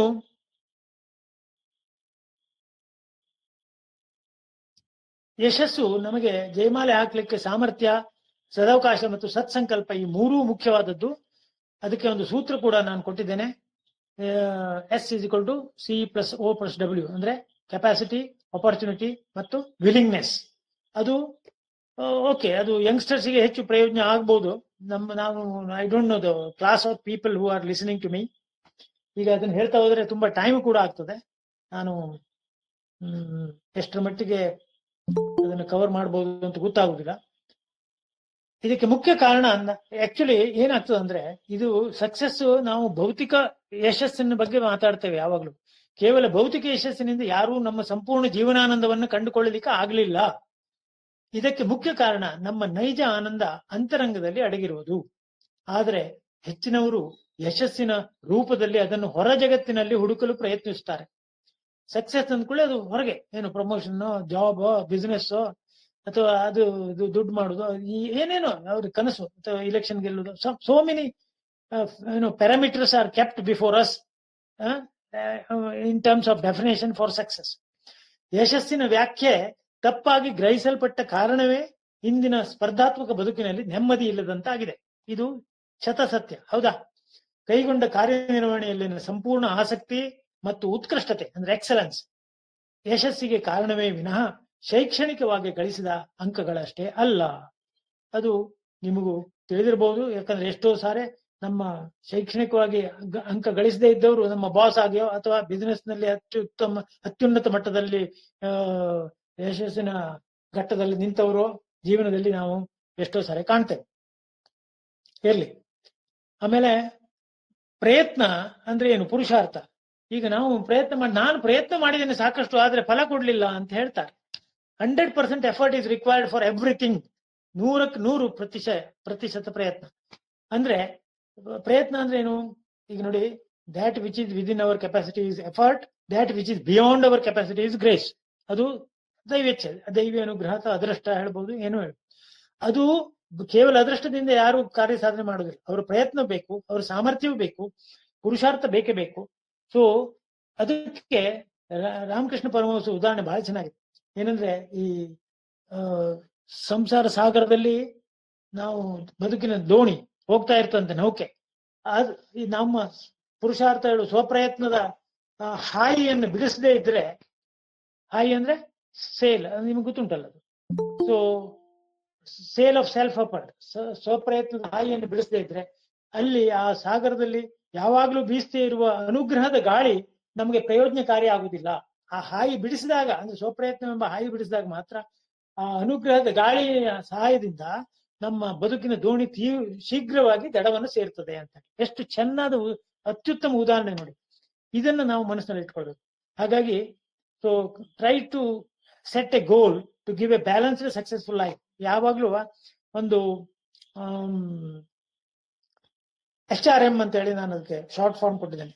ಹೆಲ್ತ್, ರಿಲೇಶನ್ಶಿಪ್ ಮತ್ತು ಮೆಂಟಲ್ ಪೀಸ್, ಇದೆಲ್ಲವೂ ಸದೃಢವಾಗಿರುವಂತಹ ಒಂದು ಸಮತೋಲಿತ ಬದುಕಿಗೆ ಒಂದು ಗುರಿಯನ್ನಾಗಿ ಮಾಡಿಕೊಳ್ಳಿ. ಬದುಕನ್ನೇ ಗುರಿಯನ್ನಾಗಿ ಮಾಡಿಕೊಳ್ಳಿ, ಆಗ ನಿಮಗೆ ಎಲ್ಲವೂ ಸಾಧ್ಯ. ಸೊ ಹಾಗಾದ್ರೆ ಗುರಿ, ಗೋಲ್ ಅಥವಾ destiny is basically rooted in thoughts. ಇದು ಎಲ್ಲಿ ಸಾಧ್ಯ? ಕಾಸ್ ಅಂಡ್ ಎಫೆಕ್ಟ್, ನಿಮ್ಗೆ ಕಾರ್ಯಕಾರಣ ಎಲ್ಲ ಕೇಳಿರ್ತೀರಿ, ಕಾರ್ಯಕಾರಣ. ಸೊ ಇದಕ್ಕೆ ರೂಟ್ ಕಾಸ್ ಇಸ್ ನಮ್ಮದೇ ಆದ ವಿಚಾರ, ಆಲೋಚನೆಗಳು. ನಮ್ಮ ಆಲೋಚನೆಗಳೇ ಅದೃಷ್ಟವನ್ನು ರೂಪಿಸ್ತವೆ. ಯಾಕಂದ್ರೆ ಆಲೋಚನೆಗಳಿಂದ ಕಾರ್ಯಾಚರಣೆ, ಕ್ರಿಯೆ, ನಮ್ಮ ಆಕ್ಷನ್, ಹೌದಾ? ಆಲೋಚನೆಗಳಿಂದ action, repeated action forms into habit. ಪುನರಾವರ್ತಿತ ಕ್ರಿಯೆಯಿಂದ ಅಭ್ಯಾಸ ಅಥವಾ ಹ್ಯಾಬಿಟ್ ಅಂತ ಆಗ್ತದೆ. ಆ ಸತತಾಭ್ಯಾಸದಿಂದಲೇ ನಮ್ಮ ಚಾರಿತ್ರ್ಯ ನಿರ್ಮಾಣ ಆಗ್ತದೆ, ಮತ್ತು ನಮ್ಮ ಚಾರಿತ್ರ್ಯ ಅಥವಾ ವ್ಯಕ್ತಿತ್ವ ನಮ್ಮ ಅದೃಷ್ಟಕ್ಕೆ ಕಾರಣ ಆಗ್ತದೆ. ಹೀಗೆ ನಮ್ಮ ಆಲೋಚನೆಗಳಿಂದ ಪ್ರಾರಂಭಗೊಂಡ ಈ ಜರ್ನಿ, ಪ್ರಯಾಣ ಅದೃಷ್ಟದವರೆಗೆ ತಲುಪ್ತದೆ. ಸೊ ಅದೃಷ್ಟ ಎಲ್ಲಿ ಅದೃಷ್ಟ ಅಂದ್ರೆ ನಮಗೆ ಕಣ್ಣಿಗೆ ಕಾಣದೇ ಇದ್ದದ್ದು. ಯಾಕೆ ಕಣ್ಣಿಗೆ ಕಾಣುದಿಲ್ಲ ಅಂದ್ರೆ ಅದು ನಮ್ಮ ಆಲೋಚನೆ ನಮಗೆ ನಮ್ಮ ಮನಸ್ಸಿನೊಳಗೆ ಆಗ್ತಾ ಇರ್ತದೆ. ಅದು ಆತ್ಮಪ್ರಜ್ಞೆ ಬೆಳೆಸಿಕೊಂಡವರಿಗೆ ಸ್ವಲ್ಪ ಮಟ್ಟಿಗೆ ಗೋಚರ ಆಗ್ತದೆ. ಆಗ ನಾವು ಧನಾತ್ಮಕವಾದ ಸದ್ವಿಚಾರಗಳನ್ನೇ ಇಟ್ಟುಕೊಂಡು ನಾವು ಸನ್ಮಾರ್ಗದಲ್ಲಿ ಮುನ್ನಡೆತಾ ಹೋಗ್ಲಿಕ್ಕೆ ಆಗ್ತದೆ. ಆಗ ನಮ್ಗೆ ಯಾವ ಬಾಧೆಯೂ ಜೀವನದಲ್ಲಿ ತಟ್ಟುವುದಿಲ್ಲ. ಜೀವನಾನಂದಕ್ಕೆ ಅದು ಒಂದು ಮುಖ್ಯ ಕಾರಣ ಅಂತ ನನ್ನ ಅನಿಸಿಕೆ. ಮನುಷ್ಯ ಅಂದರೆ ಮನಸ್ಸು, ಮನಸ್ಸು ಅಂದ್ರೆ ಮನುಷ್ಯ. ಆ ಕಾರಣದಿಂದಲೇ ನಿಮಗೆ ಗೊತ್ತುಂಟು, ಮನ ಏವ ಮನುಷ್ಯಾಣಾಂ ಕಾರಣಂ ಬಂಧ ಮೋಕ್ಷಯೋ ಅಂತ ಹೇಳಿರುವ, ಮತ್ತು ಈ ಬಂಧನಕ್ಕೂ ಮೋಕ್ಷಕ್ಕೂ ಅಂದ್ರೆ ಬಿಡುಗಡೆಗೂ ಮನಸ್ಸೇ ಕಾರಣ. ಅದಕ್ಕಾಗಿ ಮನ ಹೇಳಲಾಗ್ತದೆ. ಸೊ ಸಂಬಂಧಗಳಲ್ಲಿ ಹೋಲಿಕೆ ಮತ್ತು ಪರಹಿತ ಚಿಂತನೆ ಅಂದ್ರೆ ನಾವು ಹೆಚ್ಚಿನ ಪಕ್ಷ ಕಂಪೇರ್ ಮಾಡ್ತೇವೆ. ನೋಡು, ಅವ್ರು ನೋಡಿ ಹೀಗೆ, ಅವ್ರು ನೋಡಿ ಹಾಗೆ. ಅದು ಯಾಕೆ ಹಾಗೆ ಮಾಡ್ತಾರೆ? ಕೆಲವರು ನೇಚರ್. ಬಟ್ ನಾನು ಹೇಳ್ತೇನೆ, ಡೋಂಟ್ ನೆವರ್ ಕಂಪೇರ್. ಇದು ಅತ್ಯಂತ ಮುಖ್ಯ ಸಂಗತಿ. ಸಂಬಂಧಗಳನ್ನು ಒಡೆಯಲಿಕ್ಕೆ ಕಂಪ್ಯಾರಿಸನ್ ಮಾಡಲೇಬಾರ್ದು. ಅಂದ್ರೆ ಸದೃಢವಾಗಿರ್ಲಿಕ್ಕೆ ಕಂಪ್ಯಾರಿಸನ್ ಮಾಡಬಾರ್ದು. ನಮ್ಮನ್ನು ಸೇರಿ ಒಬ್ಬರನ್ನು ಇನ್ನೊಬ್ಬರಿಗೆ ತುಲನಾತ್ಮಕವಾಗಿ ನೋಡ್ಲೇಬಾರ್ದು. ಯಾಕೆ ಗೊತ್ತುಂಟ? ಪ್ರತಿಯೋರ್ವ ವ್ಯಕ್ತಿಯು ತನ್ನದೇ ಆದ ಉದ್ದೇಶದೊಂದಿಗೆ ಸೃಷ್ಟಿಕರ್ತನ ಅಣತಿಯಂತೆ ಗುರಿ ಸಾಧನೆಗಾಗಿ ವಿಶಿಷ್ಟ ಸಾಮರ್ಥ್ಯವನ್ನು ಹೊತ್ತು ಜನ್ಮ ತಳೆದಿರ್ತಾನೆ. Everybody is born with different and definite purpose. ಆ ಬ್ರಹ್ಮ ಸೃಷ್ಟಿಯಲ್ಲಿ ಪ್ರತಿಯೊಬ್ಬ ವ್ಯಕ್ತಿಯು ಅನನ್ಯ. ಅದಕ್ಕಾಗಿ ಅನನ್ಯ ಅಂತ ಹೇಳುದು. ಪ್ರತಿಯೊಬ್ಬರನ್ನು ನೀವು ಹೆಚ್ಚು ಅಥವಾ ಕಡಿಮೆ ಅಂತ ಹೇಳಬಾರ್ದು. ಯಾರು ಹೆಚ್ಚಲ್ಲ, ಯಾರು ಕಡಿಮೆ ಅಲ್ಲ. ಹಾಗಾದ್ರೆ ಎಲ್ಲರೂ ಅನನ್ಯ. ಗೊತ್ತಾಯ್ತಲ್ಲ? So give and take policy is required for real life of understanding and mutual cooperation. ಬದಲಾಗಿ ಇದು ನಿನ್ನದೇ, ನನ್ನದಲ್ಲ ಎಂದು ಇನ್ನೊಬ್ಬರನ್ನ ಹೊಣೆ ಮಾಡುವುದುಂಟಲ್ಲ, ಕೆಲವರು ಅದೊಂದು ಗೀಳಿದೆ ನೇಚರ್. ಕೇವಲ ಜವಾಬ್ದಾರಿಯನ್ನು ಕಳಿಸಿಕೊಳ್ಳುವ ವಿಧಾನ. ಕೌಟುಂಬಿಕ ಜೀವನದಲ್ಲೂ ಸಾಮಾಜಿಕ ಜೀವನದಲ್ಲೂ ಕಚೇರಿ ಕಾರ್ಯಾಗಾರಗಳಲ್ಲಿಯೂ ಇದನ್ನ ಕಂಡು ನಾವು ಕಾಣ್ತೇವೆ.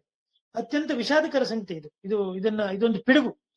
ಇಲ್ಲಿ ಸ್ವಾರ್ಥರಹಿತ ಮನೋಭಾವ, ಪರೋಪಕಾರಿ ಬುದ್ಧಿ, ಇವುಗಳ ಪ್ರಜ್ಞಾಪೂರ್ವಕ ಅಭಿವೃದ್ಧಿ ಅತ್ಯಗತ್ಯ ಅಂತ ನನ್ನ ಭಾವನೆ. ಸಾಮಾನ್ಯವಾಗಿ ಯಾರು ತಮ್ಮಿಂದ ತಪ್ಪಾಯ್ತು ಅಂತ ಒಪ್ಪಿಕೊಳ್ಳಲಿಕ್ಕೆ ತಯಾರಿರುವುದಿಲ್ಲ. ಅಷ್ಟೇ ಅಲ್ಲ, ಒಬ್ಬರು ಒಳ್ಳೆಯ ದೃಷ್ಟಿಯಲ್ಲಿ ಇನ್ನೊಬ್ಬರ ಒಳಿತಿಗಾಗಿ ಹೇಳಿದ ಹಿತನುಡಿಗಳು, ಸಲಹೆಗಳು, ಇಲ್ಲವೇ ರಚನಾತ್ಮಕ ಸಂದೇಶಗಳು ಕೂಡ ಸ್ವೀಕರಿಸುವವರ ಮನೋಭಾವಕ್ಕನುಗುಣವಾಗಿ ಸಂಪೂರ್ಣ ತಿರಸ್ಕರಿಸಲು ಪಡಬಹುದು. ಅದನ್ನು ಕೇಳದಂಗ್ ಮಾಡುದು, ಒಂದು ಕಿವಿಯಿಂದ ಕೇಳಿ ಇನ್ನೊಂದು ಕಿವಿಯಲ್ಲಿ ಬಿಡ್ತಾರೆ. ಇದು ಒಂದು ರೀತಿಯ ಅಹಂಕಾರದ ಪ್ರತೀಕವೇ ಅಂತೇಳಿ ತಿಳ್ಕೊಳ್ಬಹುದು. ಇಲ್ಲಿ ಅಲಿಪ್ತತೆ ಕ್ಷೇಮ ಮಾರ್ಗ. ಅಲಿಪ್ತತೆ ಅಂದ್ರೆ ಡಿಟ್ಯಾಚ್ಮೆಂಟ್, ಮಾಡ್ಕೊಂಡೆ ಲೆಟ್ ಗೋ ಅಂತೇಳಿ. ಯಾರೇ ಆಗ್ಲಿ ನಮ್ಮ ಸ್ವಾರ್ಥವನ್ನು ಕಡೆಗಣಿಸಿ ಪರಹಿತ ದೃಷ್ಟಿಯಿಂದ ಯೋಚಿಸಿದ್ರೆ ಸಮಸ್ಯೆಗೆ ಪರಿಹಾರ ತನ್ನಿಂತಾನೇ ಒದಗಿ ಬರುತ್ತದೆ. ಅದನ್ನೇ ಸುಭಾಷಿತದಲ್ಲಿ ಪರೋಪಕಾರಾಯ ಫಲಂತಿ ವೃಕ್ಷಾಃ ಪರೋಪಕಾರಾಯ ಬಹಂತಿ ನದ್ಯ ಪರೋಪಕಾರಾಯ ದುಹಂತಿ ಗಾವ ಪರೋಪಕಾರಾರ್ಥಂ ಇದಂ ಶರೀರಂ ಎಂದಿದ್ದಾರೆ. ಅಂದರೆ ಪರರಿಗೆ ಉಪಕಾರ ಮಾಡ್ಲಿಕ್ಕೆ ಮರಗಳು ಹಣ್ಣು ಬಿಡ್ತವೆ, ನದಿಗಳು ಹರಿಯುತ್ತವೆ, ಹಸುಗಳು ಹಾಲು ಕರೆತವೆ.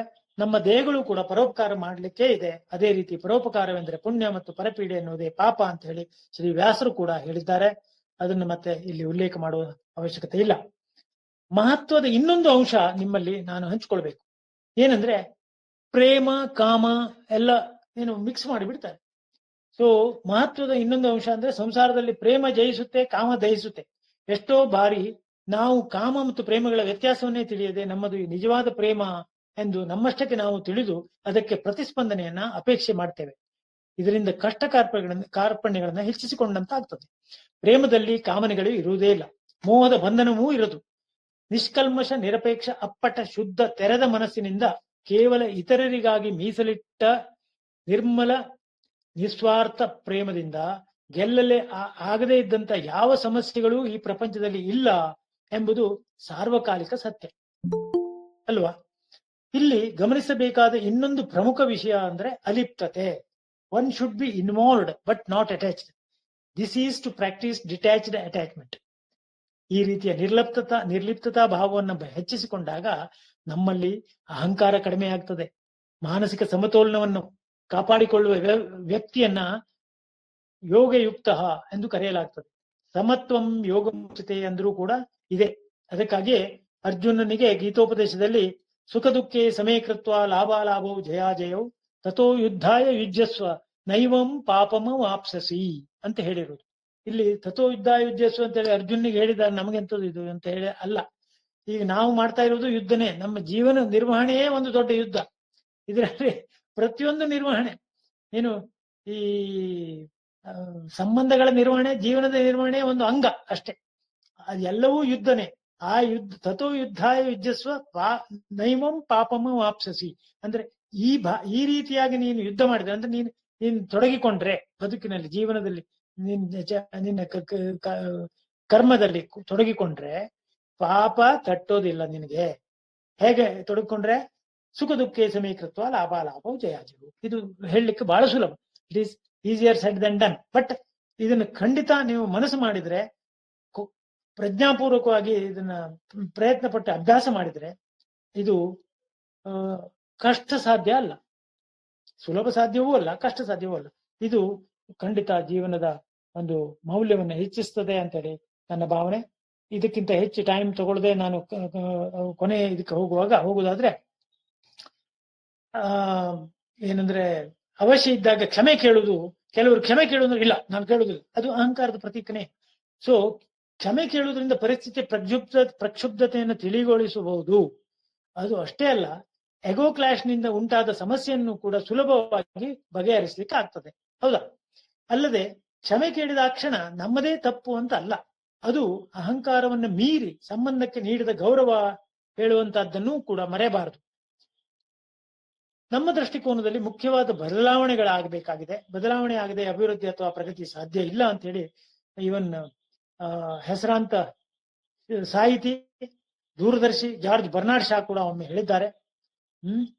ಮತ್ತು ಸ್ಟಿಫನ್ ಕೋವೆ ಒಂದು 90-10 ಪ್ರಿನ್ಸಿಪಲ್ಸ್ ಇದೆ. ಅದು ಇಲ್ಲಿ ಬಹುಶಃ ನೇರ ಸಂಬಂಧ ಇರದೇ ಇರಬಹುದು, ಆದ್ರೂ ಕೂಡ ಅದು ನೀವು ಜೀವನ ಸೂತ್ರದಲ್ಲಿ ಅಳವಡಿಸಿಕೊಂಡ್ರೆ ಬಹಳ ನೆಮ್ಮದಿ ತರಲಿಕ್ಕೆ ಸಾಧ್ಯ. ಏನಂದ್ರೆ 10% of life is made up of what happens to you, no control over this. For example, traffic jam ಇರ್ಬೋದು, hot climate, plane crash, political development, ಇದೆಲ್ಲ ನಮ್ಮ ಕಂಟ್ರೋಲ್ ಇರುವುದಿಲ್ಲ. ಇಂಥದ್ದು ಸಂಭವಿಸುವುದು 10% ಆಫ್ ಲೈಫ್, ನಮ್ಮ ಜೀವನದ 10% ಇಂಥದ್ದು. ಆದ್ರೆ ನಮ್ಮ ಜೀವನದ 90% ಯಾವುದು ಗೊತ್ತುಂಟ? 90% of life is decided by how you react. ನಾವು ಅದಕ್ಕೆ ಹೇಗೆ ಪ್ರತಿಕ್ರಿಯಿಸ್ತೇವೆ, ಹೇಗೆ ಸ್ಪಂದಿಸ್ತೇವೆ ಹೇಳುವುದಕ್ಕೆ ಸಂಬಂಧಪಟ್ಟದ್ದು 90% ಜೀವನ. ನಾವು ಅದನ್ನ ಸಮತ್ವ ಭಾವದ ಇದೆ, ಸುಖ ದುಃಖ ಸಮಯಕೃತ್ವ ಅನ್ನಲ್ಲ, ಆ ರೀತಿ ಸಮಭಾವದಿಂದ ನಾವು ತಕೊಂಡು ಯಾವುದನ್ನ ಹೇಗೆ ಅಂದ್ರೆ ಹಂಸಕ್ಷೀರ ನ್ಯಾಯದಂತೆ ನಾವು ಅದನ್ನ ವಿವೇಕಯುಕ್ತ ವಿಚಾರದಿಂದ ನಾವು ಅದನ್ನು ಸಮಗ್ರ ರೀತಿಯಿಂದ ಸಮಗ್ರ ದೃಷ್ಟಿಕೋನದಿಂದ ಮತ್ತು ಆಧ್ಯಾತ್ಮಿಕ ಚಿಂತನೆಯಿಂದ ಜೀವನದ ಕಲ್ಪನೆ ಇಟ್ಟುಕೊಂಡು, ಬದುಕಿನ ಅಂದ್ರೆ ಅಶಾಶ್ವತ ಕಲ್ಪನೆ ಇಟ್ಟುಕೊಂಡು ಕಾರ್ಯನಿರ್ವಹಣೆ ಮಾಡಿದಾಗ ಎಲ್ಲವೂ ತನ್ನಿಂತಾನೆ ಕೃಷ್ಣ, ಅದು ಯಾರು ವಸುದೇವ ಬಾಲಕೃಷ್ಣನನ್ನ ಬುಟ್ಟಿಯಲ್ಲಿ ತಗೊಂಡು ಹೋಗುವಾಗ ನದಿ ಹೇಗೆ ತನ್ನಿಂತಾನೆ ದಾರಿ ಮಾಡಿಕೊಡ್ತು ಅಂತ ಹೇಳಿ ನಾವು ಕತೆ ಓದ್ತೇವೆ, ಪುರಾಣ ಕತೆ. ಅದು ಸತ್ಯ. ನಮ್ಮ ಜೀವನ ಮಾರ್ಗ ಕೂಡ ಅಷ್ಟೇ ಸುಲಲಿತವಾಗಿ ನಮಗೆ ಮಾರ್ಗ ಮಾಡಿಕೊಡ್ತದೆ. ಯಾವ ದುರ್ಬರ ಅಥವಾ ಕಷ್ಟ ಕಾರ್ಪಣೆಗಳನ್ನ ಎದುರಿಸುವ ಅವಶ್ಯಕತೆ ಬರುವುದಿಲ್ಲ ಅಂತ ಹೇಳಿ ನನ್ನ ಆಳವಾದ ನಂಬಿಕೆ. ಇದು ಒಂದು ರೀತಿಯಲ್ಲಿ ಒಂದು ಸೂತ್ರದ ರೀತಿಯಲ್ಲಿದೆ. ಸೊ ಅದೇ ರೀತಿ ನಮ್ಮ ಗ್ರಹಿಕೆ ಅಂದ್ರೆ ಪರ್ಸೆಪ್ಷನ್, ಯೋಚನಾ ಲಹರಿ, ಮೈಂಡ್ ಸೆಟ್ ಹಾಗೂ ಮನೋಭಾವ, ಮನೋವೃತ್ತಿ, ಆಟಿಟ್ಯೂಡ್, ಇವುಗಳಲ್ಲಿ ಅವಶ್ಯಕ ಬದಲಾವಣೆಗಳನ್ನು ತಂದುಕೊಂಡು ಯೋಗ ಕರ್ಮಸು ಕೌಶಲಂ ಎಂಬಂತೆ ಜೀವನ ಕೌಶಲ್ಯವನ್ನ, ಬದುಕುವ ಕಲೆಯನ್ನ ವೃದ್ಧಿಸಿಕೊಳ್ಳುವ ಅವಶ್ಯಕತೆ ಎಂದಿಗಿಂತಲೂ ಹೆಚ್ಚಿಗೆ ಇದೆ ಎನ್ನುವುದು ಸಾರ್ವಕಾಲಿಕ ಸತ್ಯ, ಅಥವಾ ಈ ಇಂದಿನ ಪ್ರಸ್ತುತ ಸತ್ಯ ಅಂತ ಹೇಳ್ಬೋದು. ಸೊ ಇಷ್ಟ ಆದ್ಮೇಲೆ ಇನ್ನು ಒಂದು 3 ಜನ ತಲೆ ಮೇಲೆ ಕಲ್ಲು ಹೊತ್ಕೊಂಡು ಹೋಗು, ಇದು ಗೊತ್ತುಂಟಲ್ಲ ನಿಮ್ಮ ಕತೆ. ಅದನ್ನ ಕತೆ ಇಲ್ಲಿ ಹೇಳುವುದಿಲ್ಲ. ಒಂದು ಸಾಧು ಹೋಗ್ತಾ ಇರ್ತಾನೆ, 3 ಜನ ಒಂದು ಕಟ್ಟಡ ಕಟ್ಟುವಲ್ಲಿ ಕಲ್ಲುಗಳ ರಾಶಿಯನ್ನು ಹೊತ್ಕೊಳ್ತಾ ಇರ್ತಾರೆ. 3 ಜನಕ್ಕೆ ಸಾಧು ಕೇಳ್ತಾನೆ, ನೀನ್ ಏನ್ ಮಾಡ್ತಾ ಇದ್ದೀಯಪ್ಪ ಅಂತ. ಮೊದಲನೇ ಸಿಡಿಮಿಡಿಕೊಂಡು ಹೇಳ್ತಾರೆ, ಕಣ್ಣು ಕಾಣುದಿಲ್ವ, ನಾನು ಕಲ್ಲು ಹೊತ್ಕೊಂಡು ಹೋಗ್ತೇನೆ ಅಂತ ಹೇಳಿ ಜೋರ್ ಮಾಡ್ತಾನೆ. ಎರಡನೇ ಹೇಳ್ತಾನೆ, ಏನ್ ಮಾಡೋದು ಸ್ವಾಮಿ, ಹೊಟ್ಟೆಪಾಡಿಗಾಗಿ ಹೆಂಡ್ರು ಮಕ್ಕಳು ಇದ್ದಾರೆ ಮನೆಯಲ್ಲಿ, ಸಂಸಾರ ಸಾಗ್ಬೇಕಲ್ಲ ಅಂತ ಹೇಳ್ತಾ ಹೋಗ್ತಾ ಇರ್ತಾನೆ. ಸೊ ಸ್ವಾಮಿ ಇದು ಸಾಧು ಇದೇ ಪ್ರಶ್ನೆ, ನೀನ್ ಏನ್ ಮಾಡ್ತೀಯಪ್ಪ ಅಂತ ಹೇಳಿ 3ನೇವನಿಗೂ ಕೇಳ್ತಾನೆ. 3ನೇವ್ ಕಲ್ಲು ಹೊತ್ಕೊಂಡು ಬರ್ತಾ ಇತ್ತು, ಅದೇ ಕೆಲಸ ಮಾಡ್ತಾ ಇರ್ತಾರೆ 3 ಜನ. ಆಗ 3ನೇವನು ಹೇಳುದು, ಸ್ವಾಮಿ ಇಲ್ಲೇ ಹತ್ತಿರದಲ್ಲಿ ದೇವ್ರ ಗುಡಿ ಕಟ್ಟುವ ಒಂದು ಪುಣ್ಯದ ಕೆಲಸದಲ್ಲಿ ತೊಡಗಿಕೊಂಡಿದ್ದೇನೆ ಸ್ವಾಮಿ, ನನ್ನ ಭಾಗ್ಯ, ನನಗೆ ಅವಕಾಶ ಸಿಕ್ಕಿದೆ ಅಂತ ಹೇಳಿ ಬಹಳ ನಮ್ರತೆಯಿಂದ, ಭಯಭಕ್ತಿಯಿಂದ, ನಯವಿನಯದಿಂದ ಹೇಳ್ತಾ ಮುಂದೆ ಸಾಗ್ತಾನೆ. ಎಂಥ ಒಂದು ನೋಡಿ, 3 ಜನ. ಇದರಿಂದ ಏನ್ ತಿಳಿದು ಬರ್ತದೆ ಅಂದ್ರೆ, ಮೇಲೆ ಹೇಳಿದ 3 ಕಾರ್ಮಿಕರು ಮಾಡ್ತಿದ್ದ ಕೆಲಸ ಒಂದೇ ರೀತಿದು. 3 ಭಾರವಾದ ಕಲ್ಲು ಹೊತ್ತು ಸಾಗಿಸ್ತಾ ಇದ್ರು. ಆದ್ರೆ 3ರ ಮನೋಭಾವ, ಯೋಚನಾ ಲಹರಿ ಹಾಗೂ ಕಾರ್ಯದಲ್ಲಿ ತೊಡಗಿಕೊಳ್ಳುವ ರೀತಿ ಅಂದ್ರೆ ತಾದಾತ್ಮ್ಯತೆ ಬೇರೆ ಬೇರೆ ಆಗಿತ್ತು. ನಾವು ಕೈಗೊಂಡ ಕಾರ್ಯವನ್ನ ಸಂತೋಷದಿಂದ ಮಾಡಬೇಕೇ ವಿನಃ ಸಂತೋಷಕ್ಕಾಗಿ ಅಲ್ಲ ಎಂಬುದು ಮುಖ್ಯ. ಹೌದಲ್ಲ? ಹಾಗೆ ಇನ್ನೊಂದು ಸಣ್ಣ ಒಂದು ಎಪಿಸೋಡ್ ಹೇಳಿ ಮುಗಿಸ್ತೇನೆ. ಕ್ಷಣಿಕ ಕಾಲದ ಸಂತೋಷಕ್ಕೂ ಜೀವನದುದ್ದಕ್ಕೂ ಪಡೆಯುವ ಆನಂದಕ್ಕೂ ಇರುವ ವ್ಯತ್ಯಾಸವನ್ನು ಮನಗಾಣಿಸುವುದಕ್ಕಾಗಿ ವಿಶ್ವದ ಯಶಸ್ವಿ ಅನುಭವಿಗಳ ಮಾತು ಹೀಗಿದೆ. ಒಂದು ನಾನು ಹೇಳ್ತಾ ಹೋಗ್ತೇನೆ, ಸರಿಯಾಗಿ ಲಕ್ಷ್ಯ ಕೊಟ್ಟು ಕೇಳಿ. ಇದು ಮೊದಲ 6 ಸುಮ್ಮನೆ ತಮಾಷೆಗೆ, ನಂತರ ಕೊನೆಯಲ್ಲಿ ಬರುವುದು ಅತ್ಯಂತ ಗಹನವಾದ ಒಂದು ಸೂತ್ರ. ಕ್ಷಣಿಕ ಸಂತಸಕ್ಕಾಗಿ ಸಂಗೀತ ಕೇಳಿ, ತಾಸಿನ ಸಂತಸಕ್ಕಾಗಿ ನಿದ್ರೆ ಅಥವಾ ವಿಶ್ರಾಂತಿ ಮಾಡಿ, ದಿನದ ಸಂತಸಕ್ಕಾಗಿ ಪಿಕ್ನಿಕ್ಗೆ ಹೋಗಿ, ವಾರದ ಸಂತಸಕ್ಕಾಗಿ ಪ್ರವಾಸಕ್ಕೆ ಹೋಗಿ, ತಿಂಗಳ ಸಂತಸಕ್ಕಾಗಿ ಮದುವೆ ಮಾಡಿಕೊಳ್ಳಿ. ಅಂದ್ರೆ 1 ತಿಂಗಳ ಮದುವೆ ಮಾಡಿದಾಗ ನಿಮಗೆ ಖುಷಿ ಸಿಗ್ತದೆ ಅಥವಾ ಹ್ಯಾಪಿನೆಸ್ ಇರ್ತದೆ ಅಂತ. ವರ್ಷದ ಸಂತಸಕ್ಕಾಗಿ ಅಪಾರ ಹಣ ಸಂಪಾದಿಸಿ, ಲಾಟ್ರಿ ಹೊಡೆದೋ ಅಥವಾ ಮಾವನ ಮನೆಯಿಂದ ಎಲ್ಲಿ ಹೇಗೆ ನಿಮ್ಗೆ ಹೇಗೆ ಬಂತೋ ಗೊತ್ತಿಲ್ಲ, but when you become rich you can enjoy for 1 year. ಆದರೆ ಇದು ಬಹಳ ಮಹತ್ವದ್ದು. ಜೀವನ ಪೂರ್ತಿ ಸಂತಸವನ್ನು ಬಯಸುವುದಾದ್ರೆ, ಬಟ್ ಬಹಳ ಸರಳ ಸೂತ್ರ, ಜೀವನ ಪೂರ್ತಿ ಸಂತಸವನ್ನು ಬಯಸುವುದಾದ್ರೆ, ಸಂತೋಷವನ್ನು ಬಯಸುವುದಾದ್ರೆ, if you want happiness for lifetime, ನಿಮ್ಮ ಕಾಯಕ ಅಥವಾ ಕೆಲಸವನ್ನ ಪ್ರೀತಿಸುವುದನ್ನು ಕಲಿಯಿರಿ. ನಿಮ್ಮ ಕೆಲಸವನ್ನು ಪ್ರೀತಿಸುವುದು ಮತ್ತೇನಿಲ್ಲ. Whatever we do, what you do, you love it, ಅಷ್ಟೇ. ಸೊ